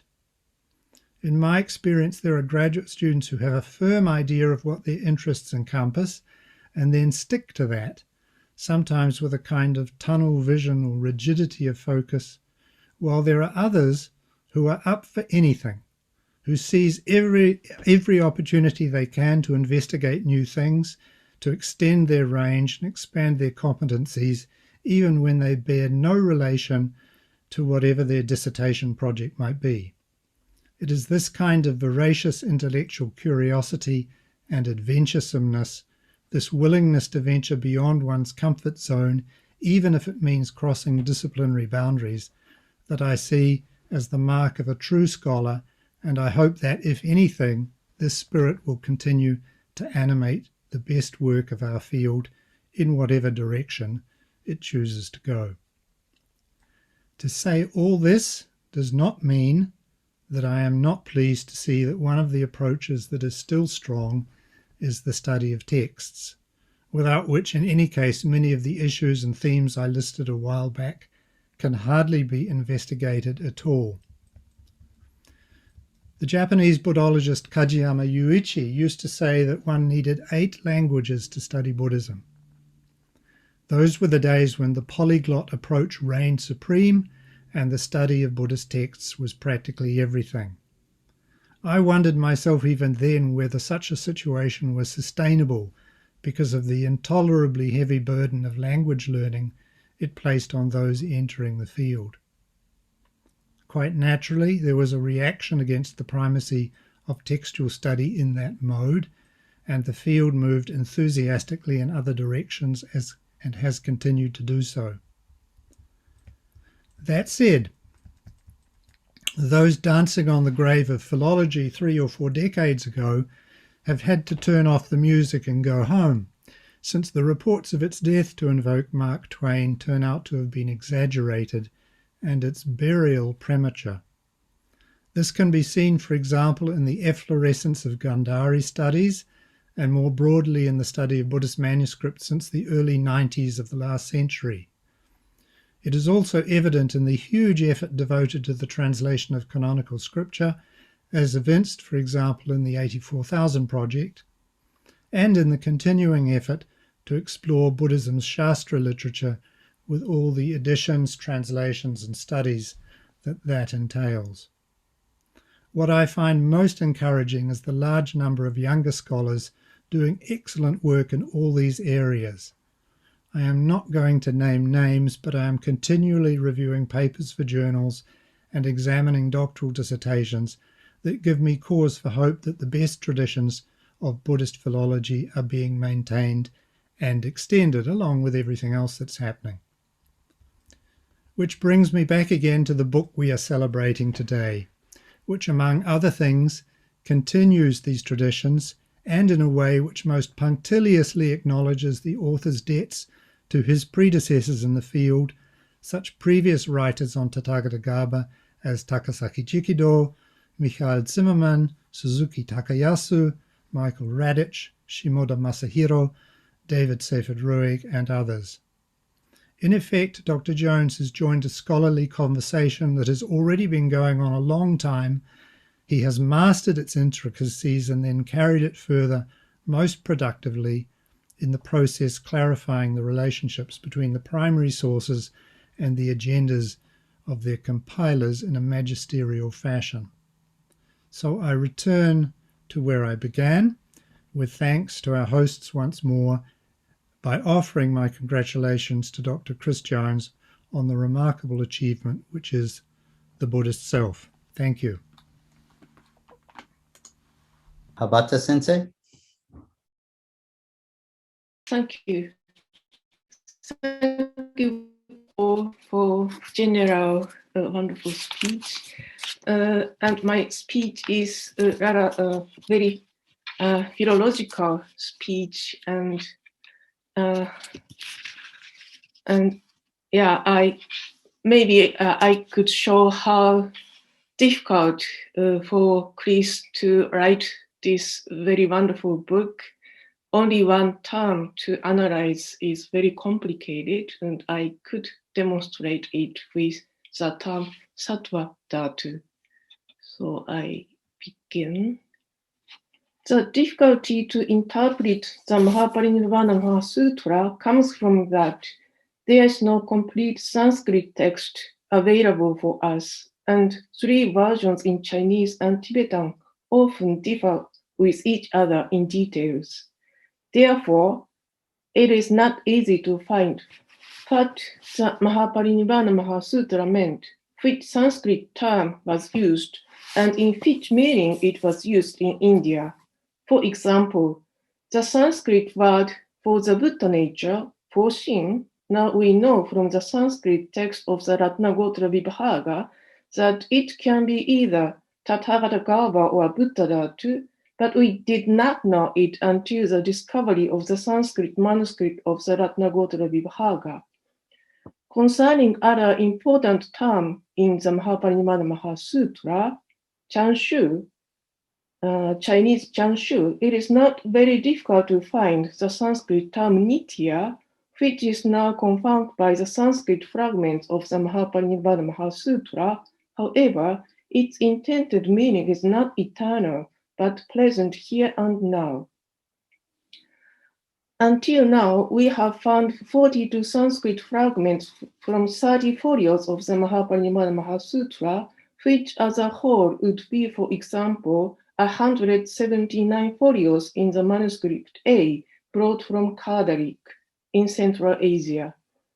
Through analyzing the fragments, some important terms and expressions became clear, but it remains still difficult to understand the text of the Mahaparinibbana Mahasutra because the Sanskrit text is written in a peculiar way and show also corruptions in language through transmission. Therefore, it is not certain in many places where three translations differ with each other if these differences were caused by their different Sanskrit texts, or the translators could not understand their texts, or they had to interpret their texts, adding their explanations or ignoring difficult passages. It depends on the aim and aspect of scholars, how they use the materials, how the text was accepted in Chinese Buddhism or Tibetan Buddhism, which theory from the text played an influential role in Eastern Buddhism, and so on. With a fragmentary Indian text and few documents on the transmission in India, it is very demanding or even risky work to study the Mahaparinibbana Mahasutra in Indian context. Concerning the terms around the Tathāgatagarbha and Ātman thinking in the Mahaparinibbana Mahasutra, there remain ambiguity and obscureness or uncertainty. Even the important term Bodhisattvabhūmi is used often with asterisk because no Sanskrit fragment contains the word. So it is highly certain from the Tibetan translation and from the evidence in the Ratnagotra Vibhaga. The meaning of the term Bodhisattvabhūmi in the Mahaparinibbana Mahasutra have been often interpreted from the aspect of the study on the Tathāgatagarbha theory, which experienced its philosophical development in the Ratnagotra Vibhaga. The Ratnagotra Vibhaga knew clearly the Mahaparinibbana Mahasutra, but the Mahaparinibbana Mahasutra did not know the Ratnagotra Vibhaga, and the intended meaning of the Bodhisattvabhūmi in the Mahaparinibbana Mahasutra differs from that in the Ratnagotra Vibhaga. For today's topic, I selected the more ambiguous term Sattvadhātu. Does the term mean realm of sentient being or essence, nature of sentient being? The compound consists of two words, Sattva and Dhātu. Both are very usual vocabulary, but this combination is not very often attested. Egerton quotes in his Buddhist Hybrid Sanskrit Dictionary some examples from the Sattva Pundalika, Lalita Vistara, Mahavastu, Karanda Vyuha, and Ganda Vyuha. Egerton explains the meaning of the word dhatu chiefly in compound with sattva as mass, abundance, large quantity, developed from the compound loka dhatu, sphere, region, world. This meaning is, however, as Egerton comments, not recorded in Pali. The interpretation is probably much influenced from the compound loka dhatu, which means exactly constituent element of the loka, and the usual translation, sphere, region, world, does not exactly reflect the meaning of the word dhatu. If the compound sattva dhatu designates the world of living beings. 5 Indian authors did not use another compound, Sattvaloka, which means clearly the world of Sattva, and is attested also in Pali as Sattvaloka. The Sanskrit terms for the concepts Buddha nature are Tathāgatagarbha and Bodhisattvabhūmi. The latter seems to be used less than the former. The Mahaparinibbana Mahasutra is known as the oldest text in which both terms are used interchangeably. As already mentioned, the term Bodhisattvabhūmi is not found in the available Sanskrit fragments. It is perhaps only by accident. The word Dhatu is translated into Tibetan as come in the Mahaparinibbana Mahasutra, which is the older translation than in. The Tibetan translation of the Mahaparinibbana Mahasutra belongs to the older Tibetan translations, so it is not necessarily the case that the Tibetan translators were aware of the difference between come and in. They translated latter word for word when they saw Dhatu in their Sanskrit text into come, which means element, but also realm. In the Mahaparinibbana Mahasutra, the word Dhatu is used in meaning element, often element of body, constitution of body. For example, in medical context, Vata, Pitta, and Kapha, which constitute the health system of the body. In the context of the worship of the Buddha, Bodhisattvabhūmi means the element of the body of the Buddha, namely the relic of the Buddha. The skillfulness of the Chinese translators of the Mahaparinibbana Mahasutra, Dharmakshema and Faxian, can be recognized in that they translated the word Dhatu as Sheli in the context of the worship of the Buddha, but Foshin in the context of the Buddha nature. This Chinese interpretation was so successful that the Buddha nature thinking expressed as every living being has Buddha nature became highly influential in Eastern Buddhism. By means of this skillful interpretation, the term was exempted from another probable interpretation of the word Dhatu as realm.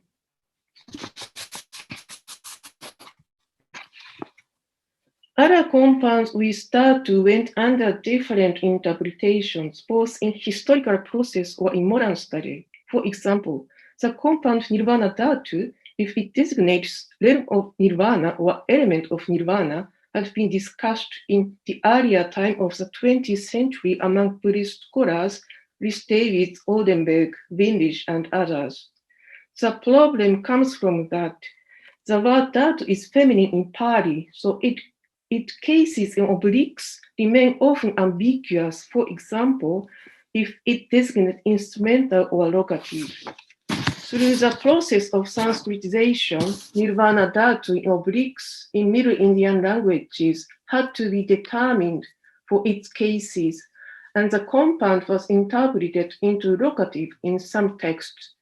In the background of this Sanskritization, there was also a tendency, nirvana, the goal of Buddhist practice, which one strived to reach, to interpret or imagine to be a place. This kind of imagination led to create a conception of the city of nirvana, which is not found in earlier texts like the Mahaparinibbana literature.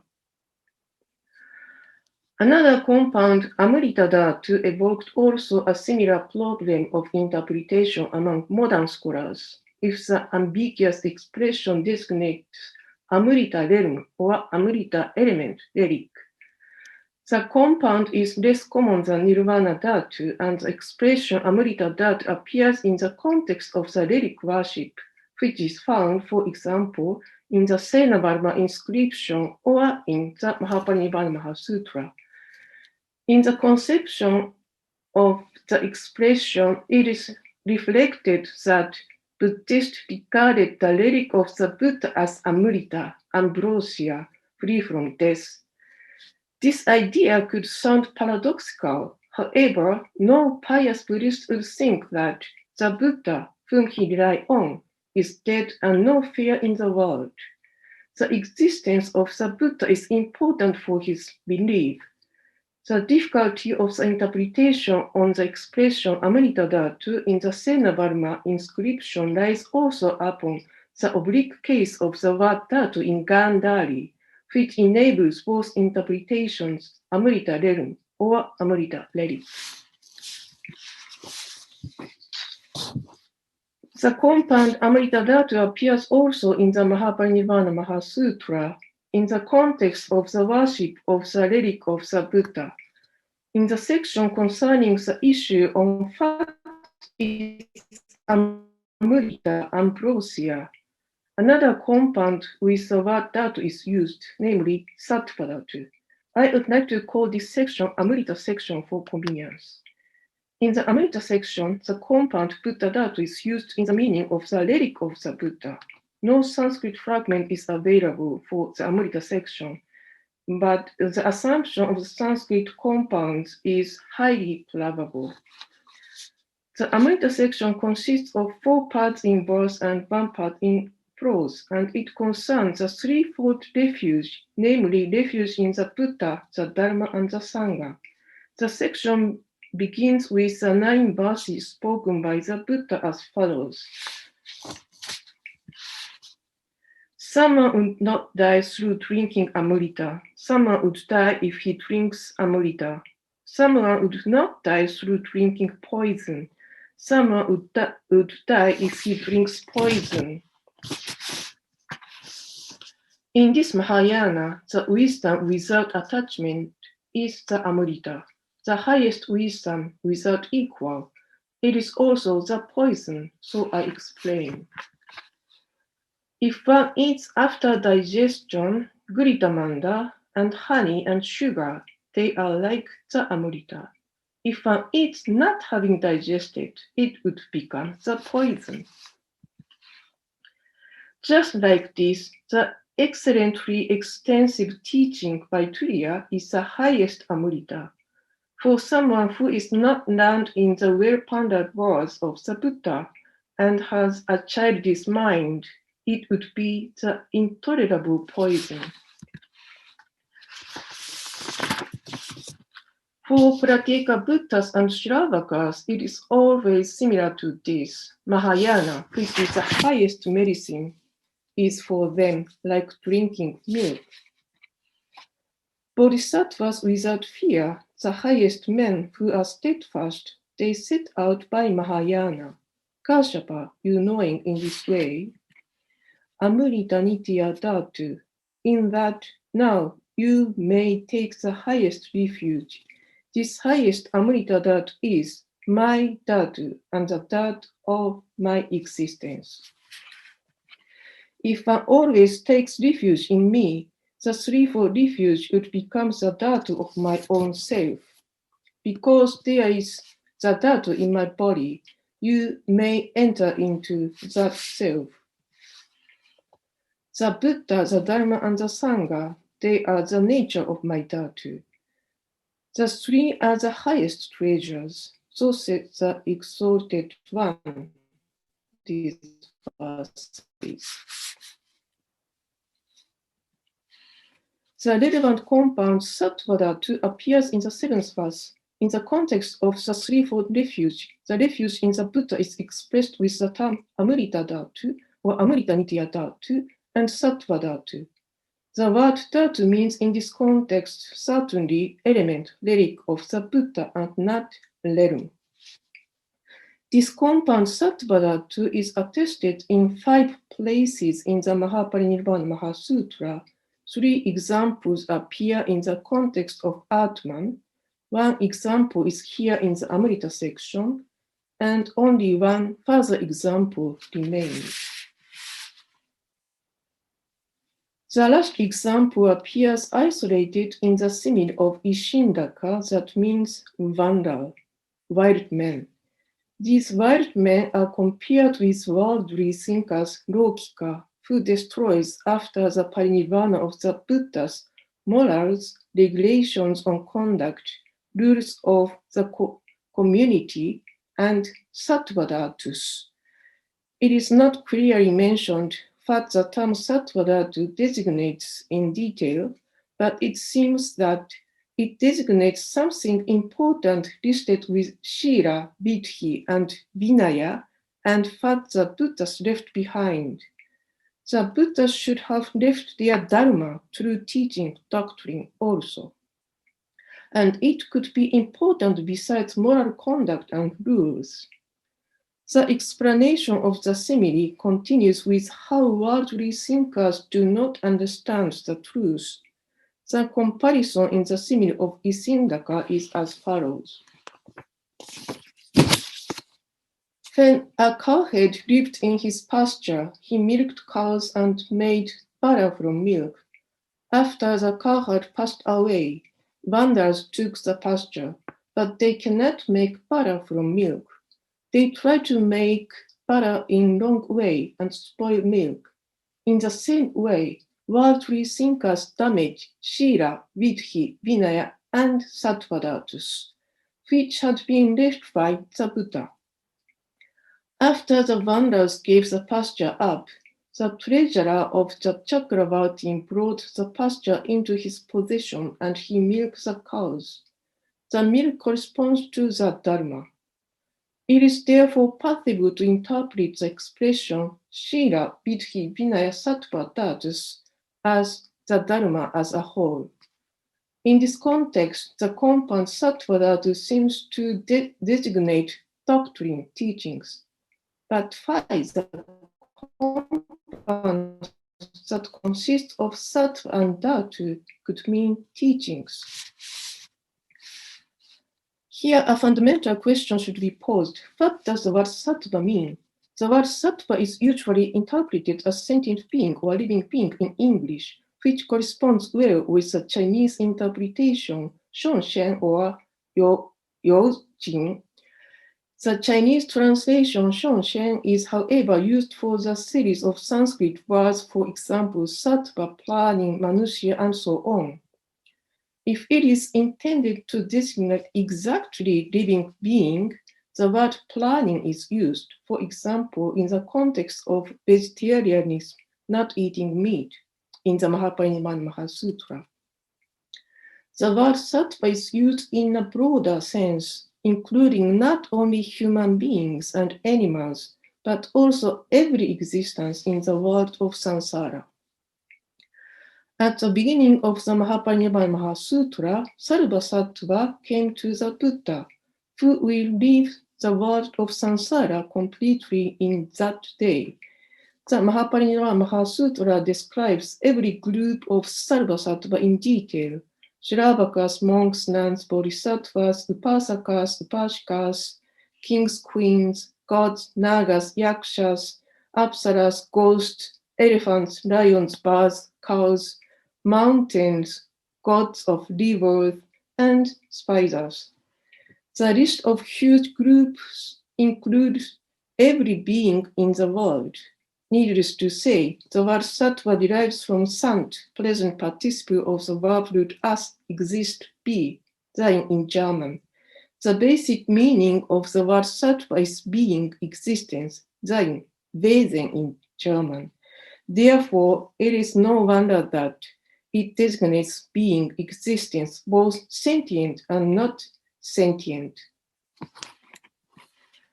The compound Sattvadhātu elements which construct Sattva could mean, therefore, constructing elements of existence as a basic meaning.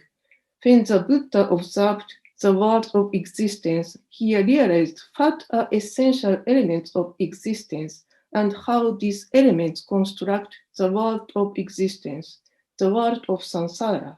It could be called Dharma also. Thank you for your attention. Thank you, Habata Sensei. Michael. Thanks for the invitation and greetings from the Numata Center at Hamburg University here. I would also like to thank that you gave me the opportunity to speak here. And I would like to thank the organizers. It's a lot of work and it's very smoothly and well done. And needless to say, I'm very happy to contribute to this gathering, celebrating the Toshihide Numata Book Award for my colleague and friend, Chris Jones. So let me just start with congratulations Chris, well done. It has somehow been the destiny in my life to always be the last one. As you can see, my name starts with a Z, so I'm used to that. But today it's particularly painful because it's already quite late here. It's shortly before midnight. So excuse me if my talk will be not too complicated, but I hope it will be a good end for this lecture series today and easy to understand. And I will also try to take up some of the strands about which it has been spoken today by my colleagues just in the hours before. I think an important point I want to raise here is something which we have not talked about today, namely an implication Buddha nature thought, Tathāgatagarbha thought might have, which is the ethical outlook. And I think it's an important aspect and it deserves to be mentioned. Maybe in the end, Tathāgatagarbha, Bodhisattvabhūmi is not so much about precise philosophical doctrines, about, as most of you know, so much has been discussed and talked about by people like Matsumoto, Hakamaya, and so on. But I think maybe this doctrine is more about the practical consequences, so to say, the ethical consequences of the ideas which the Tathāgatagarbha corpus, as Chris called it, seems to suggest. So what is my point tonight? I want to draw your attention to two important, maybe even very important texts when it comes to Mahayana Buddhism. And as you can see in the title, these texts are the Lotus Sutra, which has been mentioned today already on the one hand, and on the other hand, the Bodhisattvabhūmi. Both texts are well known. One, I think the Indian Lotus Sutra is maybe a little bit understudied, at least the Indian version, given probably because there are not many philosophical doctrines. The interest was not so great, at least in the Indian context. Of course, in East Asia, it has been studied quite extensively. It lives on the narratives.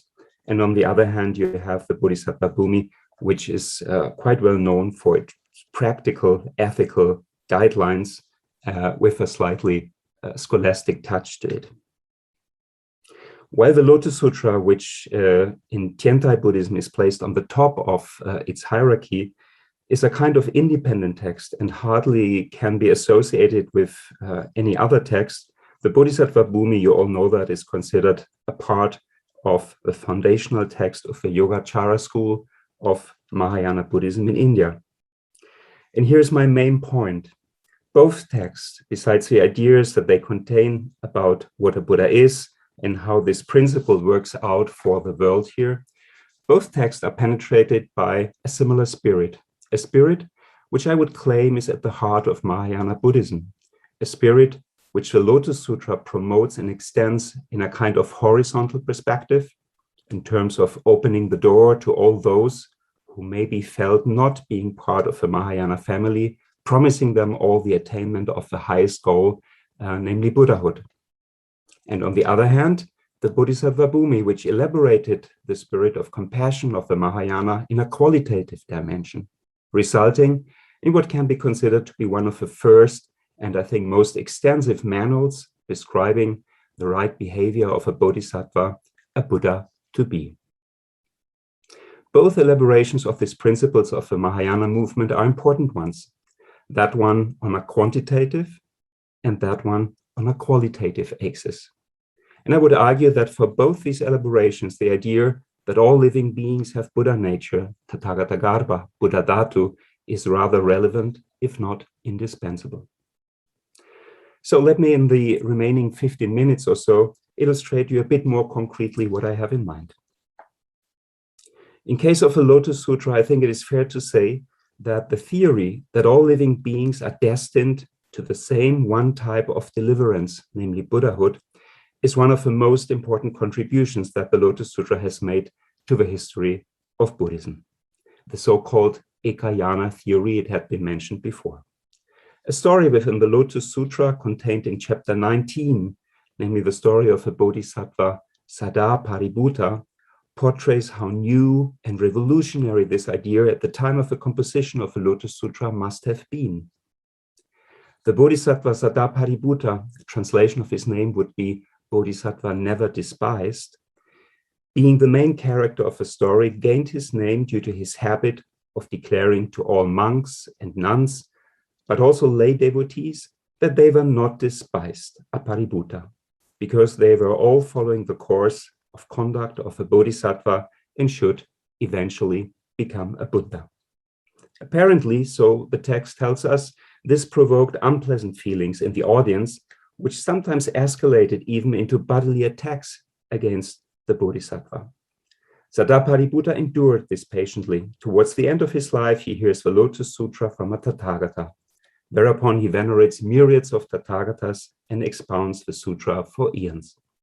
Sadaparibhuta is finally identified with the Buddha Shakyamuni himself.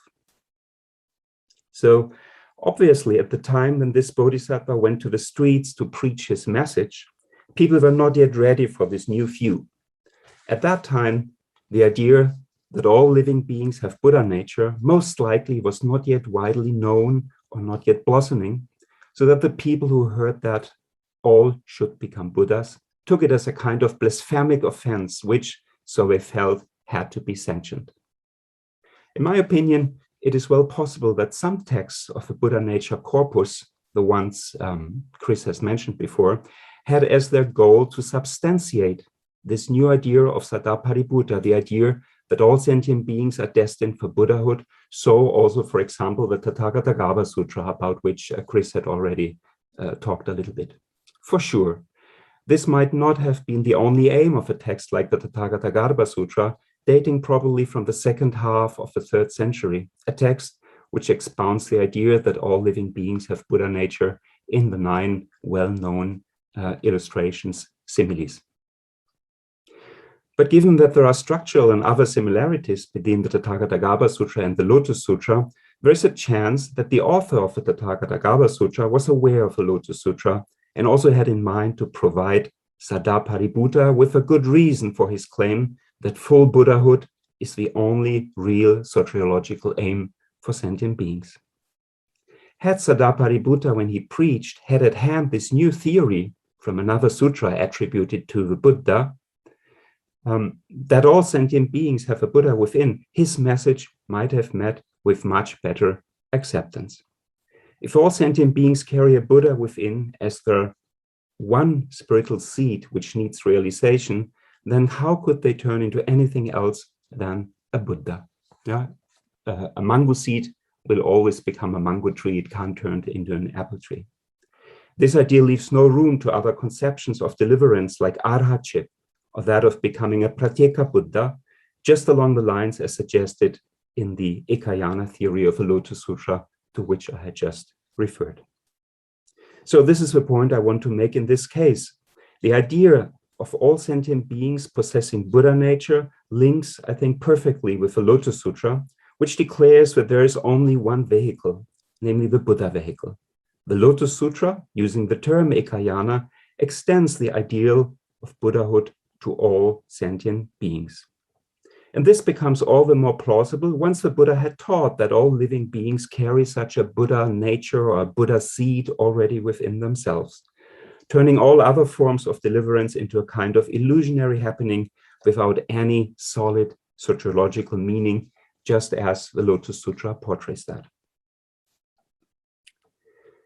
So the second important text which I want to look at, the Bodhisattvabhūmi, originated, you all know it, in a quite different milieu. It is part of the Yogacara Bhumi dating from the 3rd to 4th century and is considered to be a foundational text for the Yogacara school of Buddhism. The Bodhisattvabhūmi has both rather scholastic enumerations of abhidharmic character, looking like an attempt to classify Buddhist concepts and central terms along the lines of a newly established Mahayana doctrines, if you want, a Mahayanist Abhidharma work. But it is also well known for being a kind of manual for bodhisattvas, laying out in surprising range and details the behavioral code for a bodhisattva based on ethical and sociological considerations derived from the new doctrines and ethics of the Mahayana. This second aspect is the one which interests me here and to which I want to draw your attention now. The position of morality and ethics in the Bodhisattvabhūmi is a rather central one.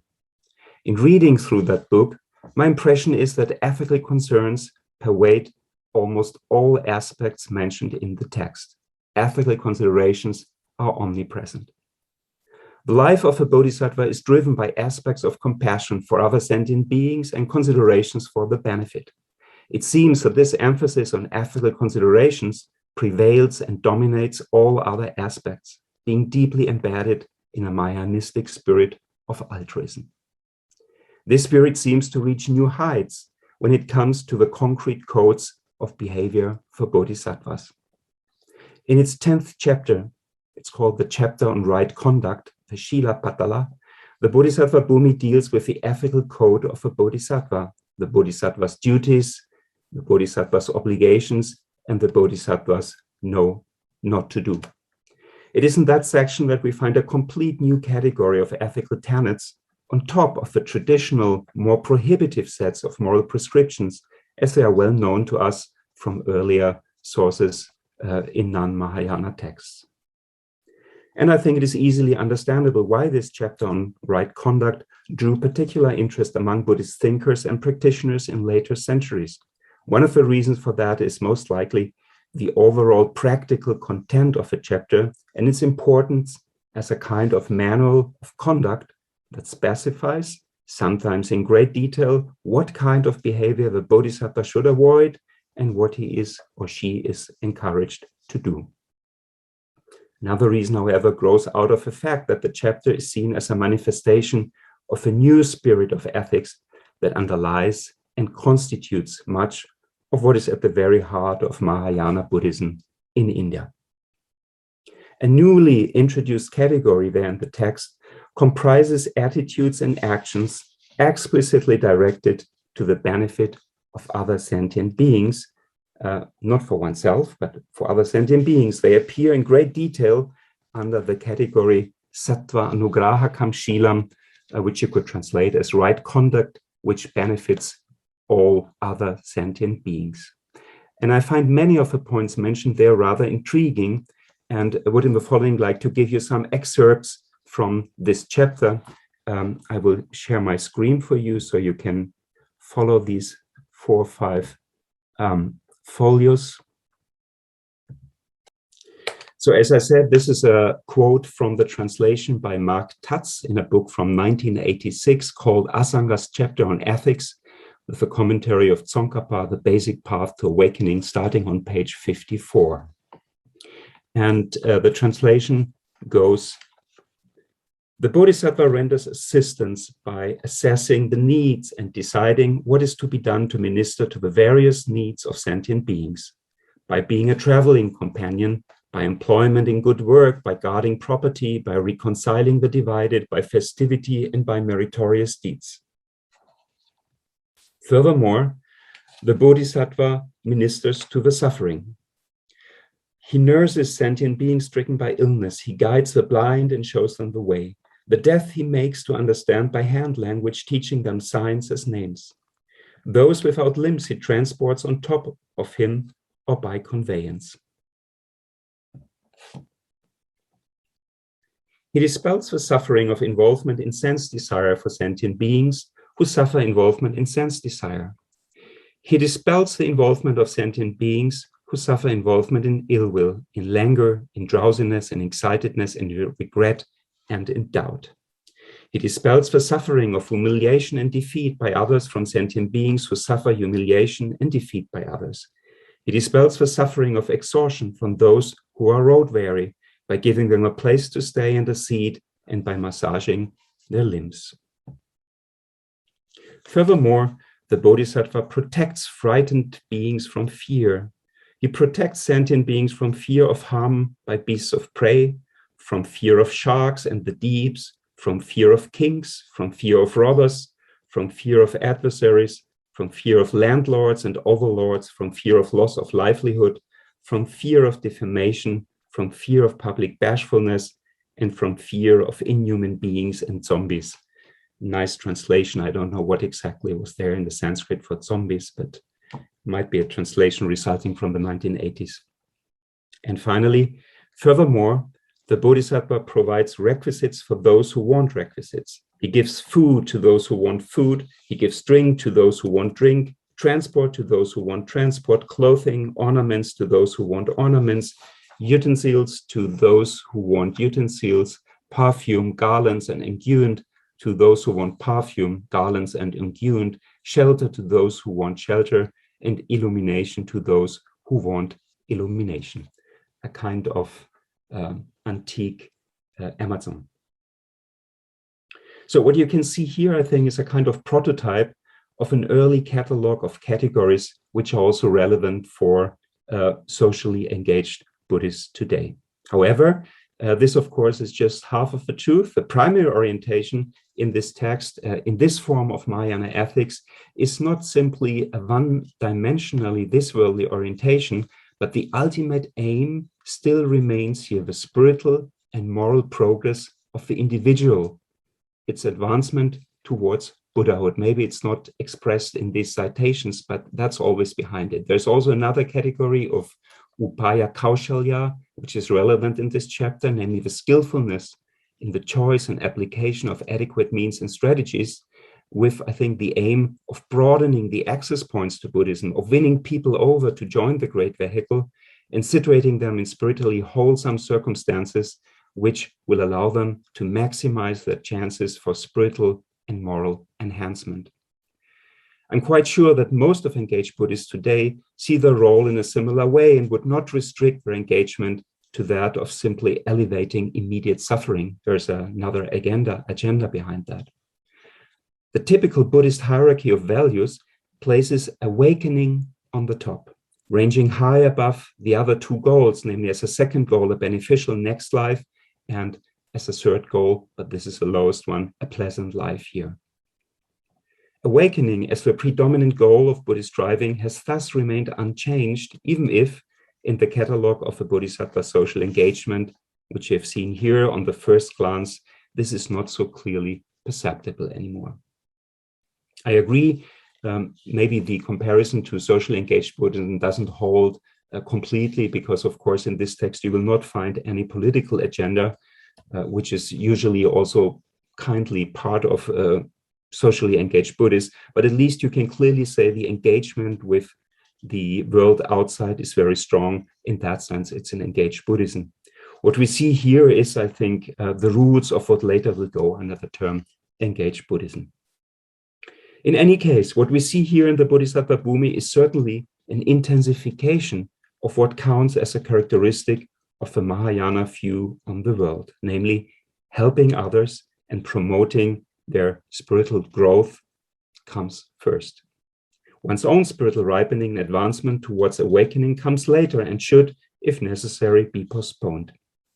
If we compare this development with what we have seen before in the case of the Lotus Sutra, it is probably adequate to look at it as a kind of intensification of the spirit of compassion, an intensification in terms of carrying this spirit into the world of daily affairs, as we have just seen before. So let me finally reflect about what this has to do with the idea that all living beings have Buddha nature, coming back to the main topic of today's session. My impression is that several texts of the Tathāgatagarbha corpus, and I'm not sure whether Chris will agree or not, that several texts of this corpus are based on a worldview which has its Sitz im Leben in a rather this-worldly and concrete setting, less dominated by philosophical speculation or doctrinal systematization than by the serious wish to include all sentient beings and to promote their well-being, in particular their Buddhist well-being. The idea behind that is that all living beings carry the precious nature of a Buddha within, and is the goal to turn this Buddha nature into an active and efficacious factor for those beings themselves and, in a next step, for other beings who will again profit from the activated Buddha nature in those who care them. This orientation of the text of the Tathāgatagarbha corpus can also be seen in the quantity and density of similes used throughout some of those texts, and we have gone through some similes already tonight as well. They reflect the attempt to make the message of the text approachable and understandable. Many of the similes portray situations taken from the working life of more or less normal people, be the method by which precious honey can be collected from honeycombs, which are built in the trees by bees and defended by bees, or casters of golden figures who use the method of lost wax to produce precious golden figures in a mold. These two examples, for instance, these two similes appear in the Tathāgatagarbha Sutra, for instance. I think that the Bodhisattvabhūmi is influenced by the same particular spirit of this worldliness and urge for efficaciousness in the application of appropriate means. Of course, there are no hints in the chapter of the Bodhisattvabhūmi that it was acquainted with the idea that all beings have the nature of a Buddha. At least the term is not mentioned there. It doesn't refer to that. However, it is also obvious that the authors of the text did not stop at describing the world as it appeared to them according to their philosophical viewpoints. They have a vision, and this vision has at its center the application of a Buddhist core value of compassion in each and every situation. The whole description of how ethical norms should be applied is a call for the implementation of Mahayana-inspired values in real life. It reminds us of how some of the similes found in Tathāgatagarbha literature urge the audience to discover and to set free their own Buddha nature and to make use of it by committing oneself to the benefit of all sentient beings, and in that way to set an otherwise hidden element efficacious.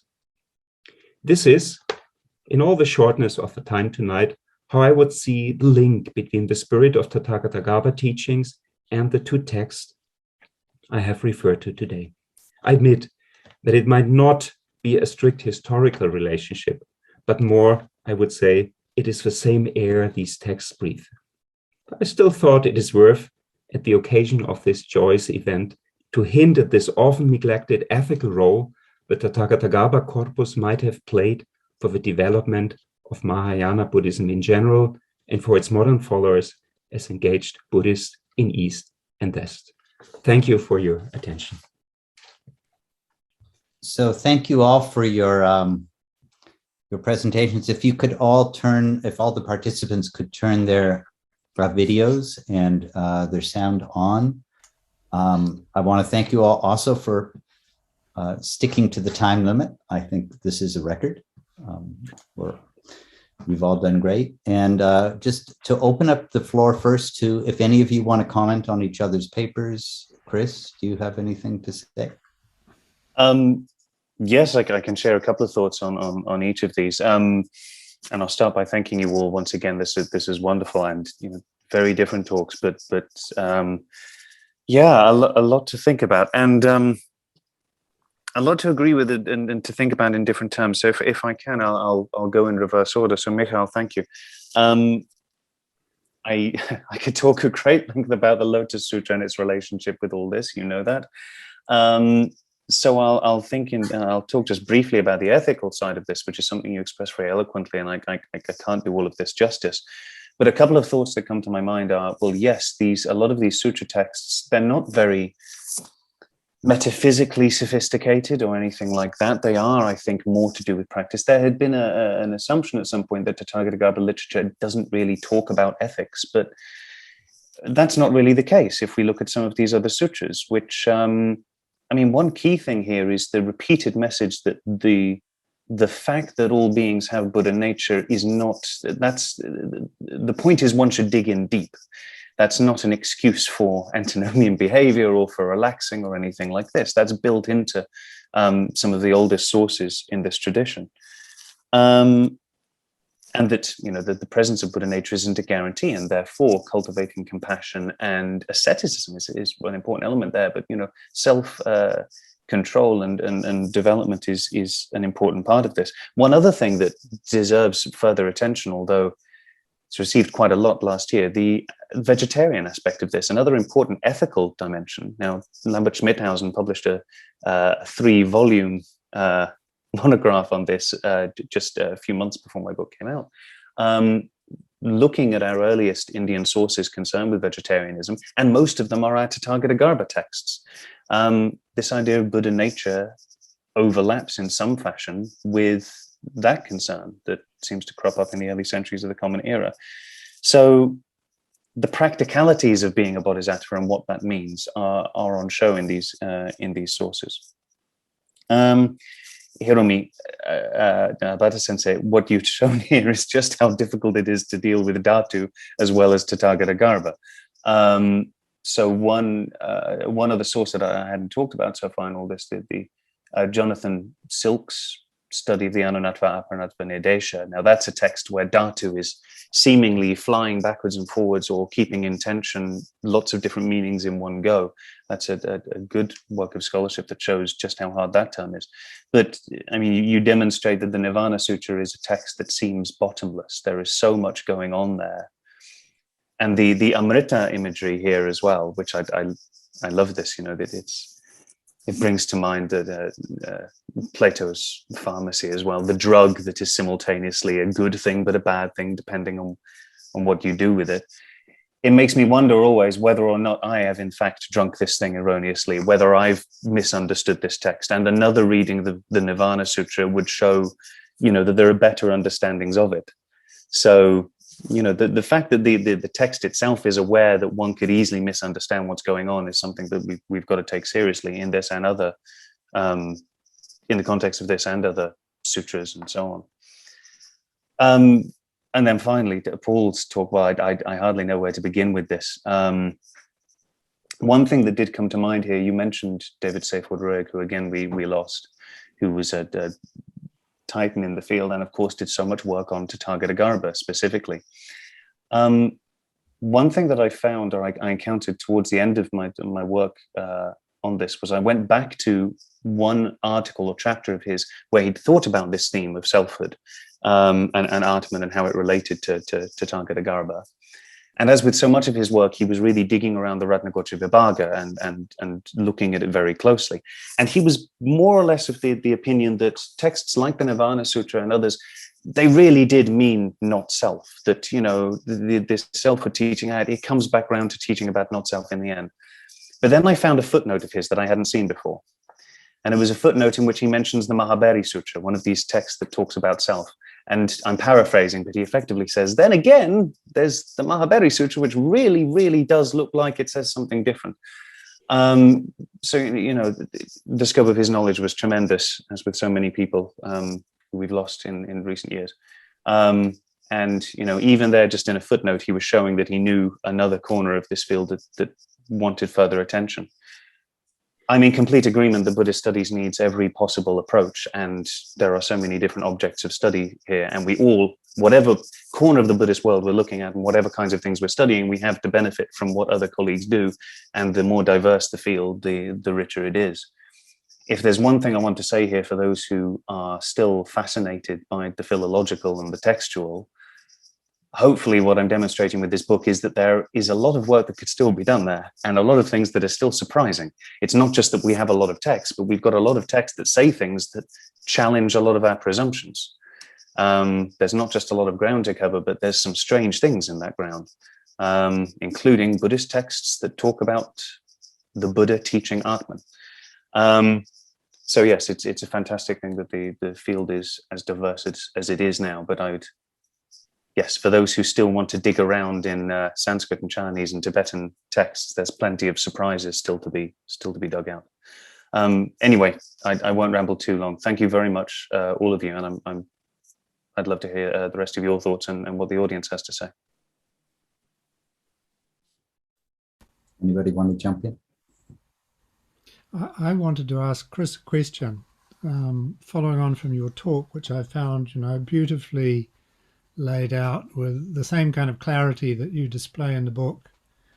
And the question is basically this: is that it? In other words, when you started, I thought you might be going to actually expand the Tathāgatagarbha Buddha nature corpus for us. And so I wondered, I mean, is there anything left that's sort of sitting there hidden or hiding even in plain sight that you think might change the picture, or did you do a full and comprehensive survey and you found that this was what it amounted to?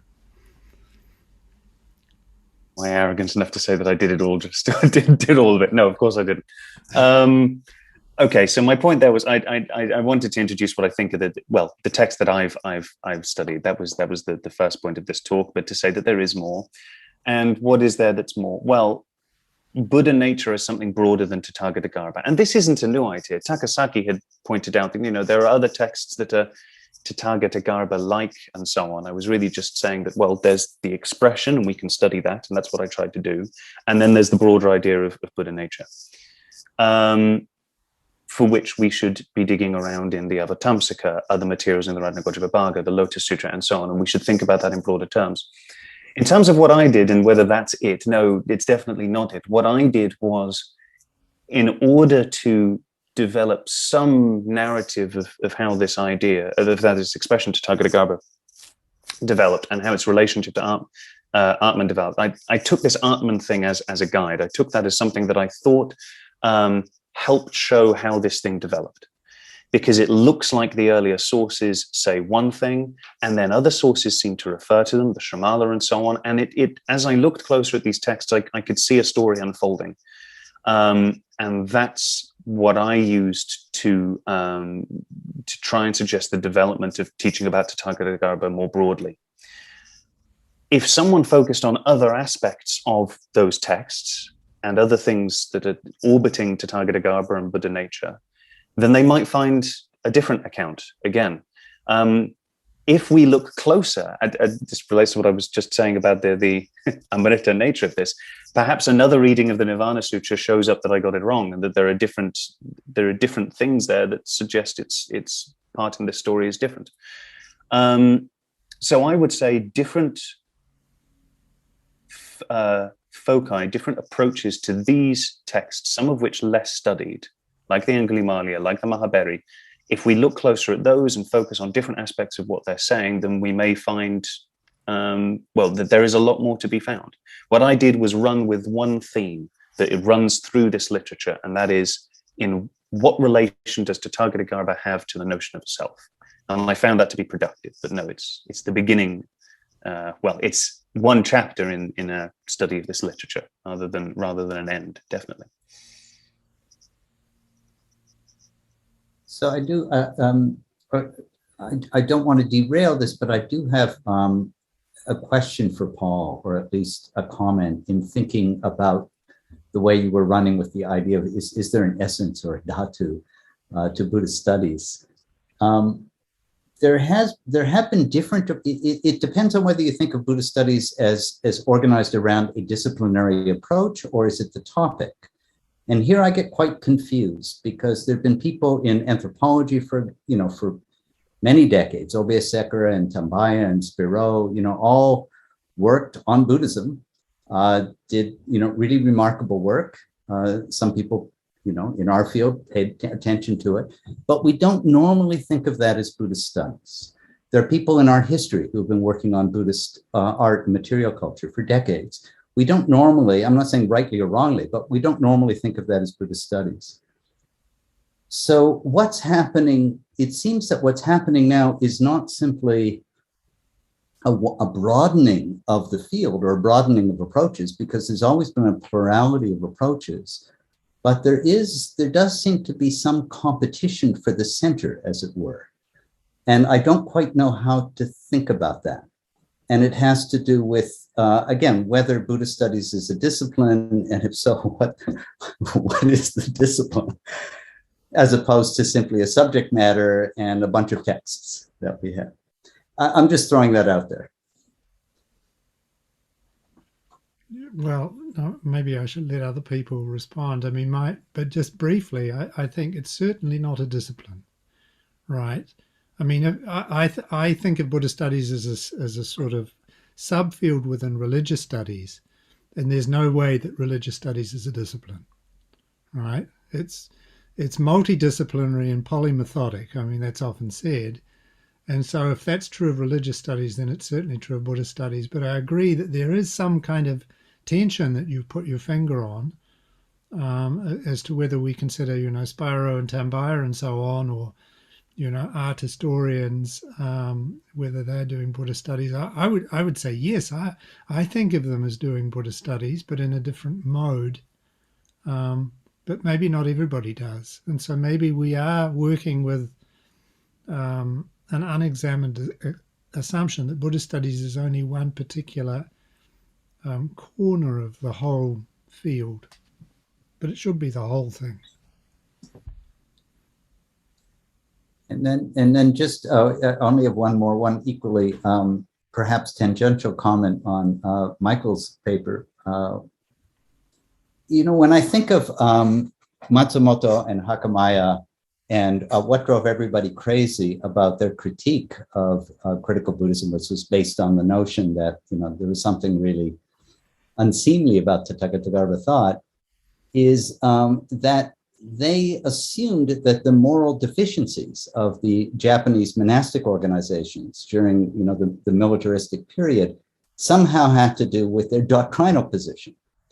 In other words, what seemed to be most naive is not their reading of the text or the reading of Tathāgatagarbha, but a particular understanding of the relationship between doctrine or theology and the way things actually play out on the ground.